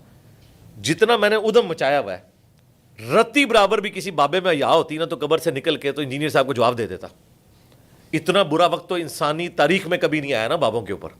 अभी तक तो लोग इनके नामों के कलमे पढ़ रहे थे, लोग इनको रिस्पेक्ट दे रहे थे। एक अकेला बंदा कह रहा है कि अल्लाह के बंदो, दाता दरबार पे अगर जूती का टोकन ना लो तो जूती चोरी हो जाए। वो 2 वकीलों की वीडियो आई है ना कि 5000 मोबाइल चोरी हुए हैं उर्स के 3 दिनों में। बाबा जी किधर थे? पहले तो कहते थे कि कोई चोरी करे तो अन्ना हो जाता है, हूँ रिटायरमेंट लै ली बाबे ने। 1965 जिन्होंने बम फड़े ने, 2009-10 ਜਿਹੜੇ बम ठोक गए सन दाता दरबार से, वो क्यों नहीं कैच होया? ना पहले फड़े सन, ना हूँ कोई फड़ सकता है। ये हो ही नहीं सकता भाई। दुनिया बकदर एफर्ट है। इस दुनिया में हुसैन इब्न अली का भी गाला कटा है, अल्लाह ताला ने मंजर देखा है, उनकी आखिरत बन गई। यजीद पलीद के दौर में खाना काबा के ऊपर चढ़ाई हुई, गिलाफ काबा जल गया, उसके बाद मस्जिद नबी की बेहुरमती हुई। अल्लाह ने ये सब कुछ देखा है, आखिरत में फैसला होगा। अबराह का लश्कर एक दफ़ा इतबाह हुआ है, वो भी उस साल को यादगार बनाना था क्योंकि नबी इस्लाम की पैदाइश का वो साल था। दुनिया बकदर एफर्ट है, दुनिया में ऐसा नहीं होता भाई। ये सब कुछ जाली बातें हैं, इसको करामत कह के पेश करना तो करके बताओ ना। कहते नहीं तख्ते बिल्कीस आ गया था, भाई इसका जो इनकार करे वो काफिर है। मैं तो उस दिन मानूंगा जब दाता साहब या लाल शबाज कलंदर या सुल्तान बाऊ या फरीदुद्दीन गंजे शकर या मोइनुद्दीन चिश्ती या बाकी सारे बुजुर्ग व्हाइट हाउस गायब करके मारगला हिल्स पे लाके रखेंगे, मैं मान लांगा। देखो 3 लाख मेरे स्टूडेंट्स अगले दिन नहीं उसी दिन ही बरेलवी हो जाएंगे। लो सामो ऑफर है। कितनी बड़ी ऑफर है, बहुत बड़ी। हाँ ऐसे ही है। और अभी इनका माइंडसेट थोड़ा डिफरेंट होता है। अभी अगर आपके पास आए, अगर ये बंदा आपसे इंप्रेस हुआ ना, तो इसने अगले 2 दिन हमसे कहना कि वो इस सीने में नूर महसूस हो रहा है। एक से इस तरह की बात नहीं करते। तो माइंडसेट ये ओवरऑल जो है ना वो इस तरह का थोड़ा सा डेवलप हुआ। तो हमारे सीने में तो अल्लाह का शुक्र है पिछले कोई 16-17 साल से नूर है, और इतना नूर है कि बांट बांट के और बढ़ता जा रहा है अल्हम्दुलिल्लाह। हम तो सेटिस्फाई हैं। जो एक खुदा के आगे झुकने वाला है ना, उसको जो अल्लाह ताला तौहीद की चाशनी देता है ना, वो बुजुर्ग बाबों के मानने वालों में आ ही नहीं सकती। जो किसी भी नांगे पीर को देख के उसको भी सलूट करके गुजरते हैं, कोई मज़ार दूर से देख रहे हैं उसके आगे झुकते हैं, फिर उनको ये फिक्र होती है कि फलां के आगे नहीं झुका, आगे क्या होगा। जो एक अल्लाह के मानने वाले हैं उन्हें किसी चीज़ की फ़िक्र नहीं होती। एक अल्लाह का तसव्वुर जो हमारे महबूब सल्लल्लाहु अलैहि वसल्लम ने हमें दिया, हमें दुनिया के तमाम झूठे खुदाओं से, झूठे बाबों से आज़ाद कर देता है। ऐसे ही है। इंजीनियर साहब, आपके बारे में जो तासुर है कि आप पाकिस्तान में मौजूद सारे तकरीबन मौलवियों के ख़िलाफ़ हैं या उलमा इकराम के ख़िलाफ़ हैं, क्या ये बात दुरुस्त है? जिंदा जो उलमा इकराम? नहीं, मैं उलमा के ख़िलाफ़ नहीं, उनके नज़रियात के ख़िलाफ़। अगर मैं उलमा के ख़िलाफ़ हूँ तो मैं इनके नामों के साथ हाफिज़ाउल्लाह पढ़ रहा हूँ। क्या मैं इनके पीछे नमाज़ पढ़ने से मना करता हूँ? मैं तो जितने उलमा यहाँ आते हैं ना इमामत के लिए, मैं उन्हें आगे करता हूँ। यार और तो और छोड़ दें, गामदी साहब से हमें बुनियादी इख्तलाफात हैं अकायद और नज़रियात के, कि उन्होंने चंद चीज़ें उम्मत की मेन स्ट्रीम से हट कर दी। उनके दामाद इधर आए थे, मैंने उनको मेन चेयर के ऊपर बिठाया था, नमाज का वक्त नहीं था, वरना मैं इमामत पे भी उनको आगे करता। तो अल्लाह का शुक्र है हम सिर्फ इल्मी इख्तलाफ करते हैं अकायद और नज़रियात के साथ, ना कि ये कि हम किसी से पर्सनली कोई नफ़रत करते हैं। वरना हाफिज़ाउल्लाह तो ना कह रहे हो, ये तो ना कह रहे हो उनको चंदे दो। और फिर देखें हमारे स्टूडेंट्स अल्लाह का शुक्र है इन उलमा की वीडियोज़ देखते हैं। अभी ये इरशाद भट्टी साहब के साथ पॉडकास्ट हुई, हमारी पॉडकास्ट 2 हफ्ते में 1.8 पे पहुंची है, اور طارق جمیل صاحب کی پوڈ کاسٹ 4 دن میں 1.8 پہ پہنچ گئی. مجھے ایک بندے نے ای میل کی یہ کیوں ہے, میں نے کہا اس لیے کہ بھائی وہ جو 1.8 ہے نا ان میں آدھے زیادہ ہمارے اسٹوڈنٹ ہیں, اور جو ہمارے 1.8 ہیں ان میں ان کے بہت کم ہو. ظاہر ہے انہوں نے تو ایک پٹی پڑھائی ہوئی ہے کہ اس کو سننا بھی نہیں ہے, ایسے ہی ٹھیک ہے, اور ہم کہتے ہیں ان کو ضرور سننا ہے. آپ کو مزید یقین آئے گا کہ آپ کا استاد صحیح باتیں کر رہا ہے. ابھی انشاءاللہ تعالی یہ طارق مسعود صاحب کی اپلوڈ ہوئی ہے, این ممکن ہے یہ طارق جمیل صاحب والی پوڈ کاسٹ کو بھی پیچھے چھوڑ جائے. اس کی وجہ یہ کہ ہم لوگوں کو ترغیب دیتے ہیں کہ سنو بھائی کیا کہہ رہے ہیں, تاکہ آپ کو یقین آ جائے کہ ان کے پلے کوئی شے نہیں ہے. تو اس میں اگر آپ نے کچھ سنا ہے اور مجھ سے پوچھنا چاہتے ہیں تو میں بتا دیتا ہوں. نہیں وہ پوچھ لیے. خیر پوائنٹ تھوڑا سا آگے غامدی صاحب کے حوالے سے ایک پوائنٹ تھا, آپ نے ان کا نام لیا, مجھے اندازہ تھا آپ نام لیں گے. حمزہ علی عباسی صاحب گزشتہ دنوں آئے تھے پوڈ کاسٹ پہ, کافی اچھی انہوں نے گفتگو کی. یہاں پر آپ کے پاس بھی آئے تھے, آپ کو بھی ان کے بارے میں کوئی تاثر ہوگا. اس پہ بنیادی اعتراض لوگوں نے بنیادی یہ بھی کیا کہ یہ کون ہوتا ہے دین کی بات کرنے والا, اور یہ ایکٹر ہے, اس کو اپنی فیلڈ میں رہنا چاہیے. تو لوگوں کا یہ اعتراض درست ہے یا ہر ایک کو حق ہونا چاہیے اپنی بات کرنے کا؟ اس طرح ردی کی ٹوکری میں پھینکنا چاہیے اس قسم کا اعتراض. دوسرا یہ مذہبی طبقہ کر رہا ہے اعتراض, جی بہت زیادہ. ہاں تو ان سے پوچھیں کہ جنید جمشید صاحب رحمہ اللہ انہوں نے کون سی ڈگری حاصل کی تھی. ڈاکٹر ذاکر نائک حافظہ اللہ تعالیٰ MBBS ڈاکٹر, ان کے پاس کون سی ڈگری ہے؟ کہتے ہیں جی وہ کمپیریٹیو ریلیجن میں کام کرتے ہیں. اللہ کے بندو, کافروں کے مقابلے پہ تم نے اپنا وہ بندہ لانچ کیا ہوا ہے جو اس قابل ہی نہیں کہ مسلمانوں کے آپس کے مسائل سیٹل کر سکے, اس کو تم نے کافروں کے مقابلے پہ لانچ کیا ہوا ہے.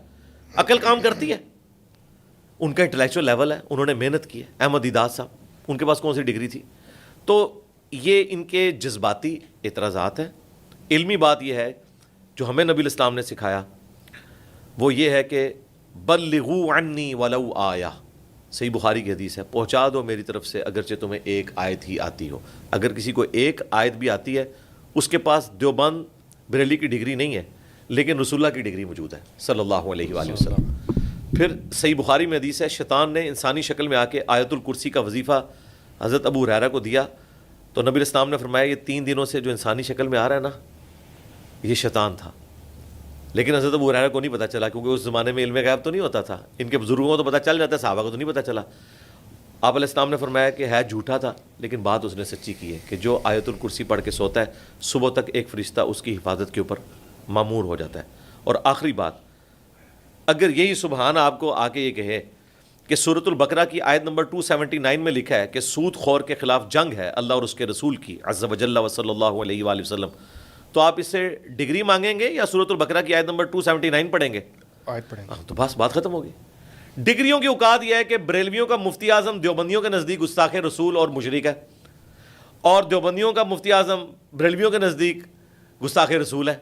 یہ ڈگریوں کی اوقات ہے. ایک دوسرے کی ڈگری علماء کی وہ عوام ماننے کے لیے تیار نہیں ہے. یعنی ایک عام بریلوی سمجھتا ہے کہ میں دیوبند کے مفتی اعظم سے بھی بہتر ہوں کیونکہ یہ گستاخ رسول ہے اور میں عاشق رسول ہوں, اور ایک عام دیوبندی یہ سمجھتا ہے کہ میں بریلویوں کے مفتی اعظم سے بہتر ہوں کیونکہ یہ شرک کرتا ہے اور میں مواحد ہوں.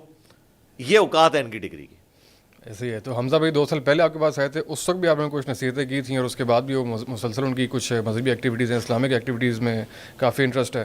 تو آپ کی ایڈوائسز کے مطابق ہیں یا مزید آپ ان کو کوئی ایڈوائس کرنا چاہیں گے؟ میرا خیال ہے جو کر رہے ہیں بہت اچھی چیز ہے. جو اختلاف ہے دیکھیں, وہ اگر سمجھتے ہیں چند معاملات کے اندر کہ ان کا موقف اگرچہ امت سے ہٹ کے ہے لیکن دلائل کے اوپر مبنی ہے تو ان کو حق حاصل ہے. اس سے بڑے بلنڈر ہم نے برداشت کیے ہوئے ہیں. تو میرا خیال غامدی صاحب کو بھی سپیس ملنی چاہیے. غامدی صاحب کا عقیدہ توحید تو ان ساروں سے بہتر ہے نا, بریلوی دیوبندی اہل حدیث سے عقیدہ توحید تو بہتر ہے نا. ختم نبوت کا عقیدہ بھی بہتر ہے الحمدللہ. انہوں نے جرت کی ہے یہ بات کہنے کی کہ چشتی رسول اللہ تھانوی رسول اللہ غلط ہے. اگرچہ انہوں نے کہا کہ صوفیہ اس نظر سے کہتے تھے لیکن ان کا میرے نزدیک یہ کلمات کفر ہیں, لیکن میں کفر کا فتویٰ نہیں لگاؤں گا. عبارت کفریہ ہے. اور میں آپ کے کیمرے کی وساطت سے عرض کروں, میں نے اپروچ کیا تھا حسن لیاس صاحب کو کہ غامدی صاحب سے ایک ویڈیو بنوائیں, مین ٹی وی چینل کے اوپر آنی چاہیے کہ وہ قادیانیوں کے عقیدے کو کفریہ سمجھتے ہیں, کیونکہ عام بندوں کو یہ میسج آ رہا تھا کہ وہ قادیانیوں کو کافر نہیں کہتے, اس کا مطلب ہے وہ قادیانیوں کے عقیدے کو بھی کفریہ نہیں سمجھتے. تو پھر کیٹاگوریکلی ان کا پروگرام جو دنیا ٹی وی پہ چلتا ہے اس میں انہوں نے یہی الفاظ سے پوچھا کہ کیا قادیانیوں کا یہ عقیدہ کہ وہ رسول اللہ کے بعد امتی نبی کلیم کرتے ہیں یہ عقیدہ کفریہ ہے یا نہیں؟ ان کا عقیدہ کفریہ ہے. قائل کو میں کافر نہیں کہتا, یعنی ان کے بقول ہم تو قائل کو بھی کافر سمجھتے ہیں, لیکن ایٹ لیسٹ انہوں نے اپنی کلیریفیکیشن اس حوالے سے دی. تو اس طریقے سے اگر میرا خیال ہے ان کے سامنے چیزیں ہائی لائٹ کی جائیں تو وہ ایکسیپٹ بھی کریں گے, اور اگر نہیں بھی کرتے تب بھی اگر باقی لوگوں کو حق حاصل ہے تو حمزہ علی باسی کو کیوں نہیں حق حاصل, وہ بھی اپنی بات کریں. ایسی ہے بک لکھی ہے, چاہتے علمی پوائنٹس ہے وہ ہم سمجھنا چاہ رہے تھے آپ سے, پریمبل میں انہوں نے لکھے ہیں. خاص پہلے اس میں ایک اور چیز ایڈ کر دوں, حمزہ علی باسی کی جو ایک آن لائن ڈسکشن ہے ایتھیزم کے ٹاپک کے اوپر, جی کس کے ساتھ ہوئی تھی؟ حارث سلطان کے ساتھ. وہ آپ نے دیکھی ہے؟ نہیں. میرے خیال ہے یہ سارے مولوی مل کے بھی وہ ڈسکشن نہیں کر سکتے. اچھا. انہیں تو یہ پتہ بھی نہیں چلے گا یہ ڈسکشن کیا کر رہے ہیں, کرنا تو دور کی بات. وہ میں اکثر کہتا ہوں غامدی صاحب سے جو پوچھا جا رہا ہوتا ہے نا, تو ہمارے علماء صرف یہ بتا دیں کہ غامدی صاحب سے پوچھا کیا جا رہا ہے, جواب تو دینا چھوڑ دیں, یہ پوچھ رہا کیا ہے. بعض سوال اتنے مشکل ہوتے ہیں.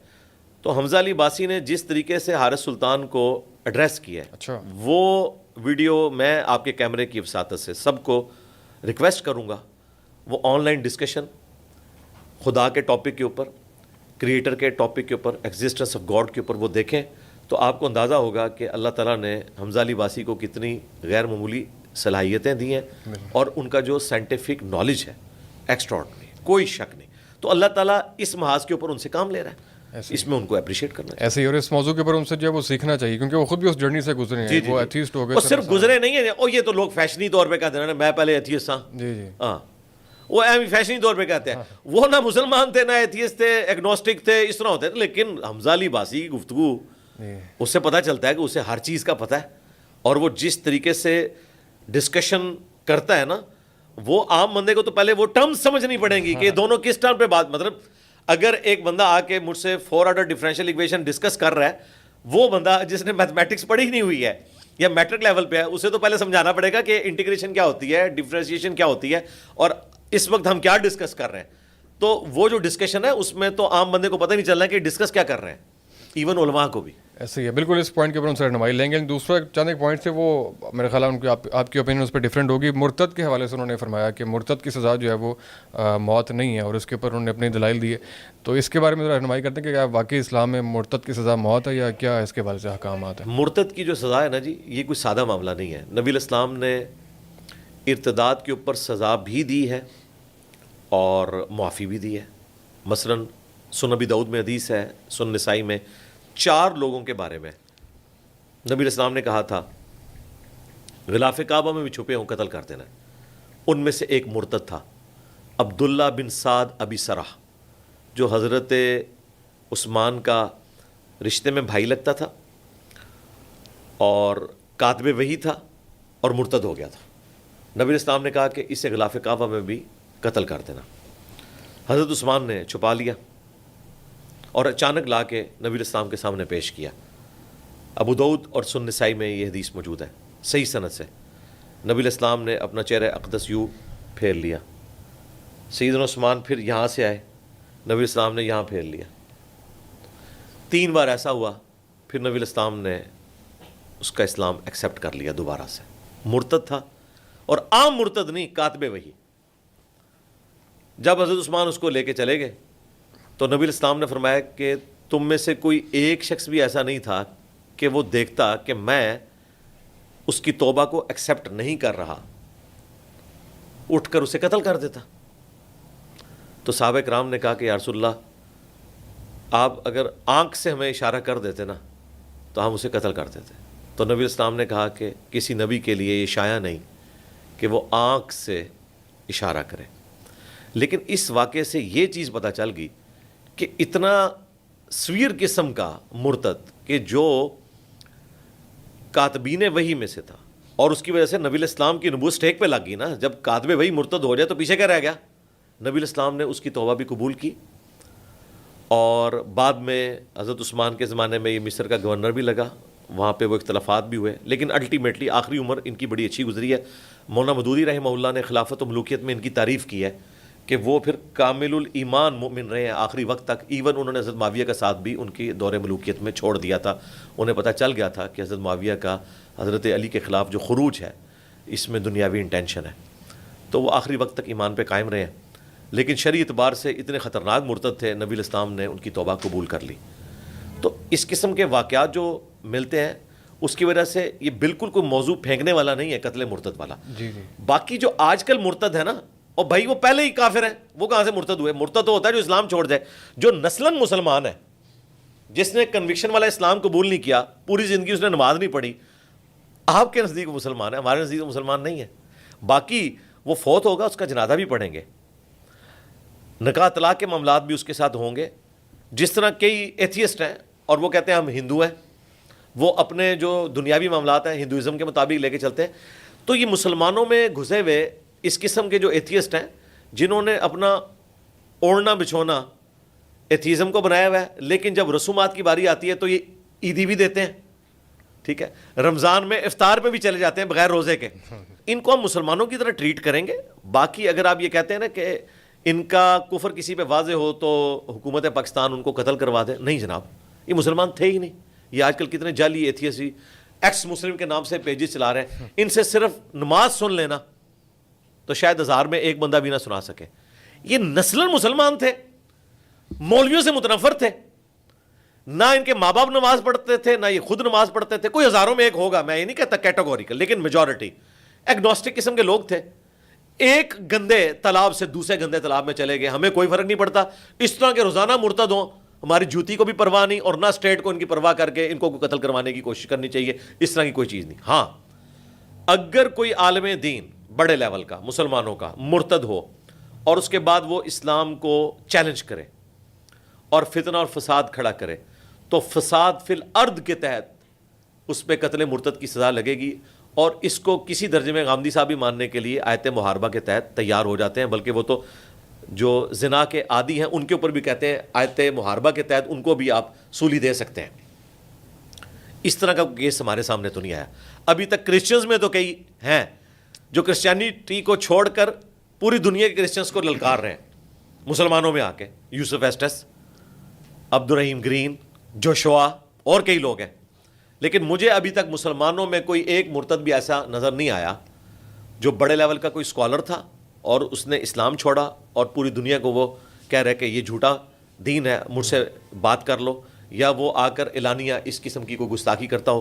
یہ جتنے لوگ لونڈے لپاڑے لگے ہوئے ہیں نا یوٹیوب کے اوپر, ان کو کوئی اہمیت دینے کی ضرورت نہیں ہے, نہ ان کو اس طرح ہائی لائٹ کرنے کی ضرورت ہے کہ جی پوری دنیا ہی مرتد ہو رہی ہے. یہ کوئی اسلام کی خدمت نہیں ہے. یہ خام خواہ لوگوں کو شوق چڑھا جی دنیا سیکولر ہو رہی ہے, دنیا مرتد ہو رہی ہے, دنیا ایتھیسٹ ہو رہی ہے. اور بھائی دنیا جو اس وقت مسلمان ہے نا وہ صوفی ہوئی ہے. یہ سب سے بڑا مسئلہ ہے. سب سے بڑا مسئلہ دین تصوف ہے. یہ اسلام کی پیٹھ میں وہ چھرا گھونپا ہے انہوں نے کہ ایک بندہ پورے اخلاص کے ساتھ دین پہ چل رہا ہے, لیکن اس کو پتہ ہی نہیں ہے وہ نبی علیہ السلام کے طریقے پہ نہیں ہے, وہ تو صوفیاء کے طریقے پہ چل رہا ہے. ان پہ رحم کھانا چاہیے. جو لوگ دریا کے کنارے پیاسے مر رہے ہیں, جو ریگستان میں پیاسے مر رہے ہیں, ان پہ رحم نہیں آتا کہ ٹھیک ہے انہوں نے تو مرنا ہی تھا, دریا کے کنارے کیوں پیاسے مر گئے. یہ مسلمان ہے. اسلام کا سب سے بڑا چیلنج صوفیزم ہے. جی بالکل صوفیزم ہے. جہاد کے دشمن صوفی, قرآن کے دشمن صوفی, صحیح الاسناد احادیث کے دشمن صوفی. آپ کو کہتے ہیں رہبانیت کی زندگی گزارو, خود کوئی مریدنی نہیں چھوڑتے. مجھے بتائیں ان کے کول اور فیل کے اندر کیا تضاد ہے جو موجود نہیں ہے. لبادے اوڑے میں, اور پھر جہل مطلق, دین کی الف بے نہیں ان کو پتا, اور پیرلل میں یہ منی گاڈ بنے ہوئے ہیں, بلکہ منی رسول بنے ہوئے ہیں. اس طرح کی عزت اپنے حق میں کرواتے ہیں, اور یہ ان کے سلیبس ہیں. یہ نہ سمجھے کہ میں کوئی جاہل لوگوں کی بات کر رہا ہوں, ٹھیک ہے. ہمارے جو بھائی ہیں ساحل ادیم صاحب, وہ کہتے ہیں کہ جی جو ڈبہ پیر ہیں یہ اس چیز کی نشانی ہے کہ کبھی اصلی پیر بھی ہوتے تھے. ہم کہتے ہیں بھائی رکو ذرا, صبر کرو. اصل تھے انبیاء, ان کی نقلیں انہوں نے اتاری ہیں. غلاف کعبہ چڑھتا تھا خانہ کعبہ کے اوپر, انہوں نے قبروں پہ غلاف چڑھانے شروع کیے. خانہ کعبہ کو عطر سے غسل دیا جاتا تھا, انہوں نے داتا دربار کو غسل دینا شروع کیا. نبی علیہ السلام بیعت لیتے تھے, اس کے بعد خلفائے راشدین نے بیعت خلافت لی ہے, پیری مریدی کی بیعت نہیں تھی. انہوں نے ان کی نقل اتاری اور اپنی پیری مریدی چمکانی شروع کر دی. اب ہماری بدقسمتی ہے کہ یہ اسلام میں بھی آ جائے آگے. ایکچولی یہ الگ سے ایک ریلیجن ہے مسٹسزم کے نام سے. یہ آپ کو بدھسٹ میں بھی نظر آئے گا, یہ آپ کو کرسچنز میں بھی نظر آئے گا, جیوز میں بھی نظر آئے گا, اور ہماری بدقسمتی کہ مسلمز میں بھی نظر آئے گا. اور مودودی صاحب نے بڑی اچھی بات کی تھی کہ سب کانٹیننٹ کے لوگوں نے اسلام قبول نہیں کیا, اسلام نے سب کانٹیننٹ کے لوگوں کو قبول کر لیا. یہ اور یہ سمجھ لیں انہوں نے ہزاروں صفوں کا اختلاف ایک جملے میں بند کر دیا کہ اسلام نے قبول کر لیا کہ ٹھیک ہے جو کچھ بھی ہے چلو یہ صوفی نام کے ہی کلمہ گو ہیں, ٹھیک ہے یہ چاہے وہ قوالی کر کے اور ناچ گا کے مرشد کو منا رہے ہیں, ٹھیک ہے اسلام کہتا ہے یار قبول کر لو, کلمے کا احترام کرو, باقی یہ اصل اسلام نہیں ہے. ایسا ہی ہے. اسی پریمبل سے 2 پوائنٹس اور آپ سے رہنمائی چاہیں گے. ایک میوزک کے بارے میں انہوں نے کہا کہ میوزک بھی جو ہے وہ مطلقاً کلی طور پہ حرام نہیں ہے, تو اس کے حوالے سے اور بھی ویسے اختلاف رائے میں فقہا میں ملتا ہے, اسپیشلی علامہ یوسف القرضاوی صاحب کی اوپینین اس بارے میں کافی نرم ملتی ہے. آپ کی اس حوالے سے کیا رائے ہے؟ یوسف القرضاوی صاحب تو اب آئے ہیں نا جی, کچھ عرصہ پہلے فوت ہوئے ہیں, مفتی اعظم قطر. جی جی. انہوں نے جن سے یہ عقیدہ مستعار لیا ہے وہ امام ابن حزم ہے, 5ویں صدی ہجری میں اہل حدیث کے بڑے امام ہیں, اور بہت غیر معمولی پرسنالٹی ہے ان کی. اور وہ اسلامک ہسٹری میں آپ سمجھ لیں اپنے دور کے مولانا مودودی ہیں, یا اس سے بھی اگلا ورژن کہہ لیں کہ اپنے دور کے وہ غامدی صاحب ہیں, بالکل روٹین سے ہٹ کے سوچنے والے اور علم والے. ان کے نزدیک تو جو انسٹرومنٹس ہیں نا میوزک کے, ان کی خرید و فروخت کرنا بھی حلال ہے. ٹھیک ہے, انہی کو کوٹ کیا ہے اسلام میں حلال و حرام. جب کتاب لکھی گئی یوسف القرضاوی کی, اردو میں ترجمہ ہوا ہے, میں نے اس کا تعارف بھی کروایا تھا ایک جگہ. کچھ چیزیں انہوں نے بہت اچھی اس میں ایڈریس کی ہیں, میں اس کے ساتھ ایگری کرتا ہوں, لیکن کچھ چیزیں بہت روٹین سے ہٹ کے ہیں. اب یوسف القرضاوی اس ماڈرن ایرا میں جی 5 اگر بڑے اسکالرز گنے جائیں ان میں آتے ہیں. بالکل. اس سے بڑی کیا بات ہے کہ مولانا مودودی کا جنازہ انہوں نے پڑھایا ہوا ہے. ٹھیک ہے, اس وقت تو خیر وہ ینگ تھے, اب تو 80+ ہو کے وہ فوت ہوئے ہیں. عمر سیریز کے وہ کنسلٹنٹ ہیں, اور ان کے جو شاگرد ہیں ڈاکٹر علی سلابی, وہ اس وقت مسلمانوں کے نمبر 1 ہسٹورین ہے. یہ جتنی آج کل ہسٹری کے اوپر کتابیں لکھی گئی ہیں سیدنا ابوبکر, عمر, عثمان علی کے اوپر, اتنی موٹی کتابیں عربی میں جو دارالاسلام نے اردو میں پرنٹ کی ہیں وہ ڈاکٹر علی سلابی کی ہیں, اور وہ کنسلٹنٹ بھی ہیں عمر سیریز کے. وہ ان کے اسٹوڈنٹ ہیں, ان کی بھی ایج آلموسٹ اب 60+ ہو چکی ہے. اب آ جائیں اس طرف, تو گانے کے اوپر تو اتفاق ہے کہ جائز ہے, لیکن بند کمروں میں تھا. ہم نے حدیث بیان کی کہ بخاری میں لکھا ہے, اما عائشہ سلام اللہ علیہا کو نبی الاسلام نے کہا کہ عائشہ تو نے گانے والی کیوں نہیں ساتھ بھیجی, انصار کے لوگ گانے کو پسند کرتے ہیں. اب یہ کہہ رہے نہیں جی گانا تو جائز ہے, میوزک حرام ہے. اللہ کے بندو, تم نے تو گانے کو کبھی جائز بتایا نہیں تھا.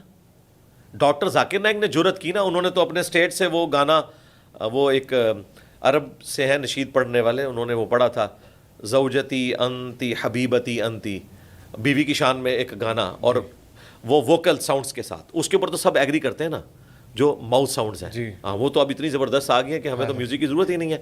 رہا بیک گراؤنڈ میوزک, اگر کسی ڈاکومنٹری کے پیچھے لگایا جاتا ہے, جس طرح عمر سیریز میں لگایا ہے, یا یوسف علیہ السلام پہ جو فلم بنی ہے, وہ تو اس کی روح ہے, آپ سمجھ لیں, اس کے بغیر تو اس کا سارا ٹیسٹ ہی ختم ہو جائے گا. تو میں اس قسم کے جو میوزک ہیں ان کے معاملے میں میں ڈھیلا موقف رکھتا ہوں. رہا یہ بیہودہ قسم کے گانے, شرکیہ شاعری, لچھے دار گفتگو, مرد و عورت کا اختلاط, تو یہ تو صراحتاً حرام ہے, اس کو ہم جائز نہیں سمجھتے.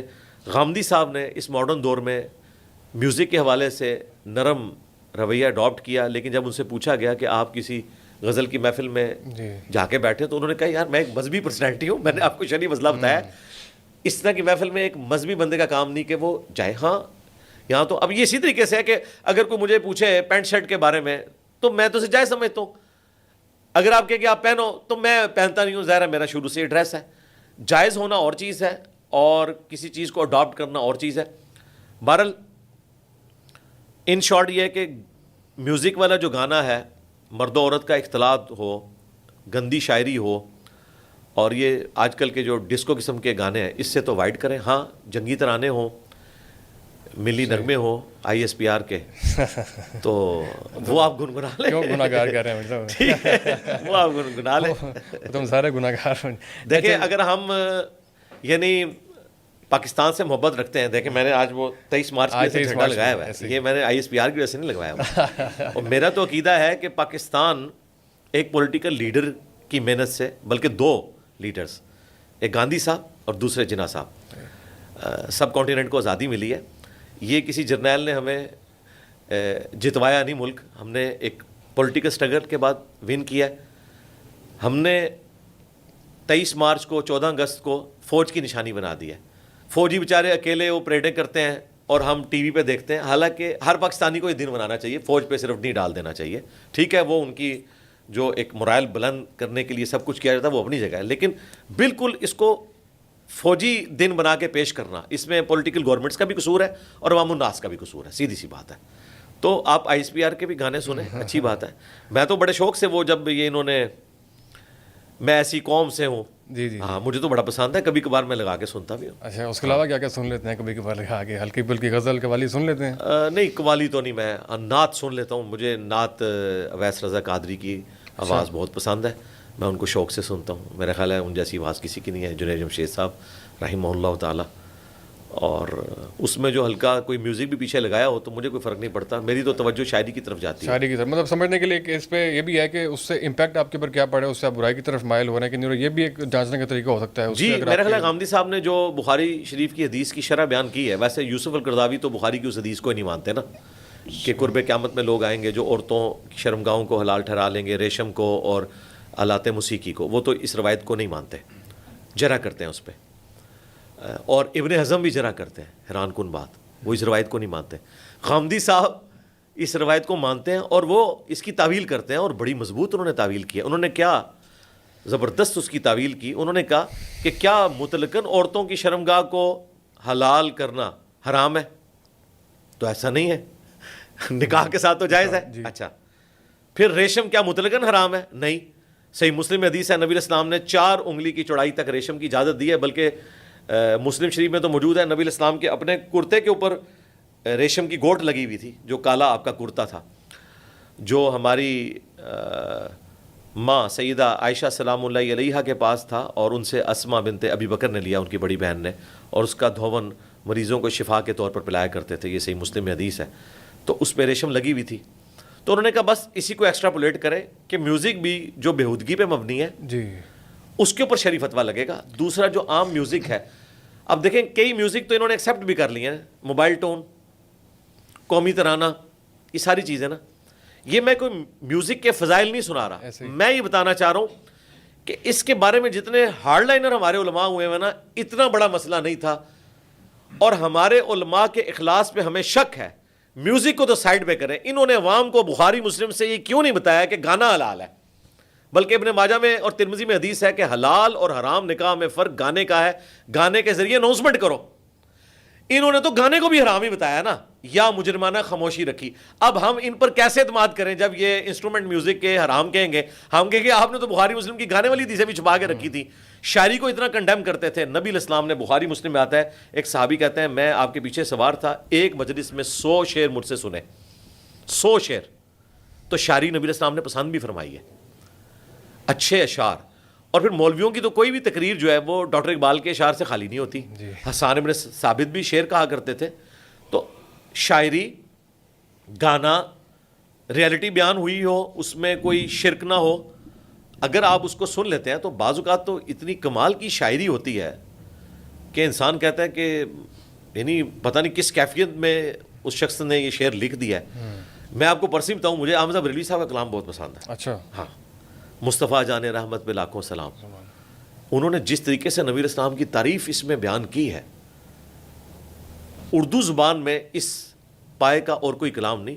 150 اشعار ہیں نبی اسلام کی آنکھ مبارک, آپ کی زبان مبارک, آپ کے ہونٹ مبارک, آپ کے ہاتھ مبارک, ایک ایک چیز کو انہوں نے ڈسکس کیا اور اس پہ سلام بھیجا ہے. اور ایسے زبردست انداز میں اردو کے انہوں نے, ظاہر ہے وہ بریلی کے رہنے والے تھے, تو مجھے تو بڑا پسند ہے ان کا کلام, میں تو شوق سے سنتا ہوں. ایسے ہی ہے. تھوڑا دوسری طرف چلتے ہیں. انجینئر صاحب, آپ نے بھی آئی ایس پی آر کا بھی ذکر کر دیا اور اپنی رائے بھی تھوڑی سی دی ہے, اور جو رائے آپ نے دی ہے یہ شاید کچھ لوگوں کے حیران کن ہو, کیونکہ کوئی لوگ یہ بھی پروپیگنڈا کیا ہوا ہے کہ کچھ لوگوں نے, یا آرمی نے یا ملٹری نے آپ کو لانچ کیا ہے, اور پچھلے دنوں کانٹروورسی بھی پوری ہوئی.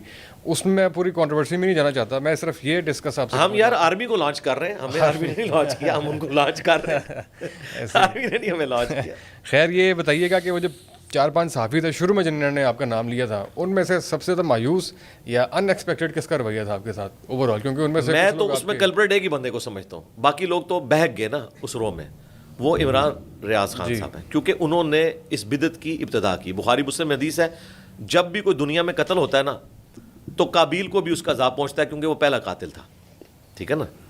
تو اس میں جو کچھ بعد میں ہوا, اس سب کا جو اصالِ ثواب کہہ لیں یا اصالِ گناہ ہے, وہ عمران ریاض صاحب کو جاتا ہے. سیدھی سی بات ہے کہ انہوں نے بغیر تحقیق کے, اور دیکھیں وہ کہہ رہے ہیں کہ ہم گاڑی میں بیٹھے تھے اور اکثر انجینئر صاحب کے اسٹوڈنٹس تھے, اور یہ اچانک ویڈیو چلی. یہ بھی اس نے سٹوری ایک بنائی ہے, ٹھیک ہے ہوگی, لیکن اگر ہمارا کوئی اسٹوڈنٹ ہوتا تو وہ اسے بتاتا کہ بھائی یہ وہی پوڈ کاسٹ ہے جس پہ تم 6-7 مہینے پہلے ٹویٹ کر چکے ہو, اور سیاست.pk نے تمہاری اس ٹویٹ کو پوسٹ بنایا تھا جب میں نے ہٹلر والی بات کی تھی. یہ وہی پوڈ کاسٹ تھی. پورے ملک کو پتہ ہے یہ پوڈ کاسٹ جو ہے وہ جولائی 2024 میں ریکارڈ ہوئی ہے, اور تم اسے 26 نومبر کے بعد لال ٹوپی والے کے ساتھ جوڑ کے مجھے کہہ رہے ہو کہ میں لانچ ہوں. اور جس بندے نے اس میں زیادہ ایڈ فیول ٹو فائر کیا وہ نادر بلوچ صاحب تھے. وہ کہتے ہیں جی مجھے بھی کہیں سے آئی تھی, لیکن زیادہ تر پوڈ کاسٹ لوگوں نے اسی کو بنیاد بنا کے کی ہوئی تھی. تو جو الزامات انہوں نے اس میں لگائے ہیں وہ سب کے سب الزامات اسی پوڈ کاسٹ سے ہی غلط ثابت ہوتے ہیں. نمبر 1 انہوں نے کہا کہ جی یہ 26 نومبر کے بعد جو لانچ ہوا ہے تو اس کی تو اپلوڈنگ ڈیٹ جو ہے وہ تو جولائی 2024 کی ہے. دوسرا اس نے کہا عدت کیس پہ نہیں بولا, عدت کیس میں ٹی سی ایم کی پوڈ کاسٹ میں بھی بولا ہوں. تیسرا اس نے کہا اس نے خان صاحب کے ذاتی کردار کو ڈسکس کیا. بالکل جھوٹ, میں نے تو ان کے پولیٹیکل کردار کو ڈسکس کیا تھا, میں تو ذاتی کردار کے اوپر بات ہی نہیں کرتا.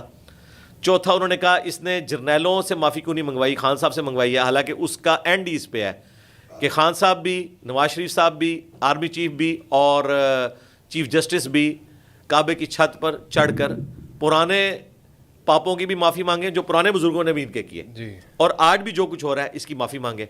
تو اس کا پروگرام تو مر گیا. اور آخری اس نے جو کہا کہ جی اس نے پوری جماعت کو ڈیجیٹل دہشت گرد کہا ہے. میں نے پوری جماعت کو نہیں, جو فوج کو ایز اے ادارہ ملائن کر رہے ہیں, شہداء کا مذاق اڑا رہے ہیں, ان کو میں ڈیجیٹل دہشت گرد سمجھتا ہوں. اور کہتا ہے اس نے ان سے ٹرم لی, اور بھائی سوال ہی یہی ہوا ہے کہ آپ اسے سمجھتے ہیں ڈیجیٹل دہشت گردی. اب وہ کٹا ہوا کلپ تھا 6-7 منٹ کا, اس میں بھی 7-8 جگہ کٹنگز تھی اور 1 سائیڈڈ پکچر تھی, اور یہ بلکہ اسد بھائی تو بیٹھے ہوئے تھے. اس پوری پوڈ کاسٹ کا مقدمہ یہ تھا کہ یہ زومبیز تم نے ہم پہ مسلط کیے ہیں اسٹیبلشمنٹ صاحب. زومبیز کو تو میں کچھ کہہ ہی نہیں تھا رہا. زومبیز کو مسلط کرنے والوں کے بارے میں یہ کہہ رہا تھا, یہ تو جین زی کہتے ہیں نا, میں زومبیز کہتا ہوں. ہاں یہ جین زی زومبیز بن کے ہم پہ مسلط ہوئی ہے 5th جنریشن وار کے نام کے اوپر, اور آج یہ کی بورڈ واریئرز بن چکے ہیں اور کوئی لحاظ نہیں کرتے کہ کیا ہو رہا ہے. اور ان کے لیڈر نے ہی ہمیں بتایا تھا کہ جب آپ آرمی چیف کے بارے میں بات کرتے ہیں تو گویا پوری فوج کے بارے میں بات کرتے ہیں. تو میرا خیال ہے خان صاحب نے اس بات سے ابھی تک یو ٹرن نہیں لیا. اگر آپ کے پاس کوئی روایت پہنچی ہے کہ اس بات سے انہوں نے یو ٹرن لیا ہے تو میں کوئی اور دلیل سامنے رکھ دوں گا. ابھی تو میں خان صاحب کی ہی ڈاکٹرن میں بات کر رہا ہوں. یہ سارے جھوٹ اس کے پکڑے گئے. اس کے بعد پھر دوسرے نمبر پہ اگر مجھے دکھ ہے تو وہ ڈاکٹر آفتاب اقبال صاحب کے اوپر ہے کہ انہوں نے بجائے تحقیق کرنے کے انہوں نے کہا میں نے پوڈ کاسٹ دیکھی ہے, اس کی ولاگ دیکھا ہے, عمران ریاض نے بڑا اچھا جواب دیا, انہیں ادھر رلائے کر لیا. ٹھیک ہے, بجائے کہ وہ تحقیق کرتا نہیں کیا. چلے میں نے بعد میں جب بتا دیا کہ سب کچھ تم جھوٹ بول رہے ہو, یہ پوڈ کاسٹ بھی پرانی, میں نے ہر چیز کا جواب دیا. میں 26 نومبر پہ بولا, میں 9 مئی پہ اسی رات بولا, میں ارشد شریف شہید پہ بولا, میں عدت کیس کے اوپر بولا, اور جو کلپ تم نے اپنے ایکس پہ شیئر کروا کے ویوز حاصل کیے تھے وہ سارے کے سارے کلپس میرے خان صاحب کی رجیم چینج کے بعد کے ہیں. یہ کہتا ہے جی خان صاحب سے ملاقات نہیں ہوئی تو اس لیے خلاف ہوا, اور خان صاحب کے حق میں جتنے میرے بیانات ہیں نا وہ اتارے جانے کے بعد ہیں, جو ان کی زندگی کے ہیں, یعنی جو پرائم منسٹر والی زندگی, اللہ ان کو زندگی دے, وہ ہے توہین مذہب کے حوالے سے جو ان پہ الزام لگتا تھا. توہین مذہب تو کسی کرسچن پہ لگے تو میں اس کے حق میں کھڑا ہو جاتا ہوں. خان صاحب تو پھر مسلمان ہیں. پولیٹکس سے مجھے اختلاف تھا, باقی جو اتارے جانے کے بعد جتنے میرے بیانات آئے میں ان کے اوپر قائم ہوں. ایسے ہی ہے. کیا باقی ان سے ملنا چاہتے تھے خان صاحب سے جو عمران ریاض؟ اور نہیں, پتہ نہیں اس کو کس نے بات کی ہے یار. میں نے تو میرا کون سے وہ کہہ رہے ہیں, بار بار کہہ رہے ہیں, وائس نوٹس پڑھے ہیں میرے پاس, میسیجز پڑھے ہیں. کریں, میں پہلے بھی قسم اٹھا کے کہہ چکا ہوں کہ میرے علم میں کوئی اس طرح کی بات نہیں ہے. پھر بھی میں نے کہا تھا کہ اگر آپ مجھے کوئی یاد کروائیں کہ کس کانٹیکسٹ میں کیا بات ہوئی ہے تو میں ریکال کر سکتا ہوں. اس وقت تک میرے ذہن میں کوئی ایسی بات نہیں کہ میں نے ملاقات کی بات کی ہو. Very strange. اچھا, دوسرا, مجھے اگر اسٹیبلشمنٹ نے بقول ان کے لانچ کیا ہے تو میری کوئی ملاقات شہباز شریف صاحب سے ہوئی ہونی چاہیے تھی. اب تو ہونا. خان صاحب کی رجیم چینج کے بعد ISPR نے مجھ سے رابطہ کیا, جی ہم فوج کے حق میں ایک کوئی پروگرام بنانا چاہ رہے ہیں تو آپ اس کے اوپر بیان دیں. مجھ سے ڈائریکٹ نہیں, ہماری اکیڈمی کے ممبر عثمان بھائی کو. یقین کریں میں ان کو ملا بھی نہیں ہوں. میں نے کہا یار ہمیں اس سسٹم کا حصہ نہ بنائیں, ہم نہ آپ کے خلاف ہیں نہ آپ کے حق میں, ہم ڈیموکریٹک لوگ ہیں, جو آپ کی بات درست ہوگی ہم اسے سپورٹ کریں گے. انہی دنوں میں اعزاز سید صاحب اور مطیع اللہ جان میرے پاس آئے, یہی یوٹیوبرز نیچے آگے کمنٹس کر رہے تھے آپ کن لوگوں کو مل رہے ہیں جی آج یہ ان کے سروں کا تاج بنے ہوئے ہیں. ایسے ہی تو اس کا مطلب ہے کہ مطیع اللہ جان نے اپنا قبلہ نہیں چینج کیا, انہوں نے کیا. ہاں انہوں نے کیا ہے. تو یہ ہمیں آگے کیوں بتاتے ہیں؟ پھر دیکھیں اس نے کہا کہ میں جب اندر تھا انجینئر صاحب اس وقت میرے خلاف بیان دے رہے تھے, بالکل جھوٹ. میں نے تو کہا تھا کہ جنہوں نے ایکسٹرا جوڈیشل طریقے سے عمران ریاض کو اٹھایا ان پہ اللہ کی لعنت, اللہ کے فرشتوں کی لعنت, تمام لعنت کرنے والوں کی لعنت.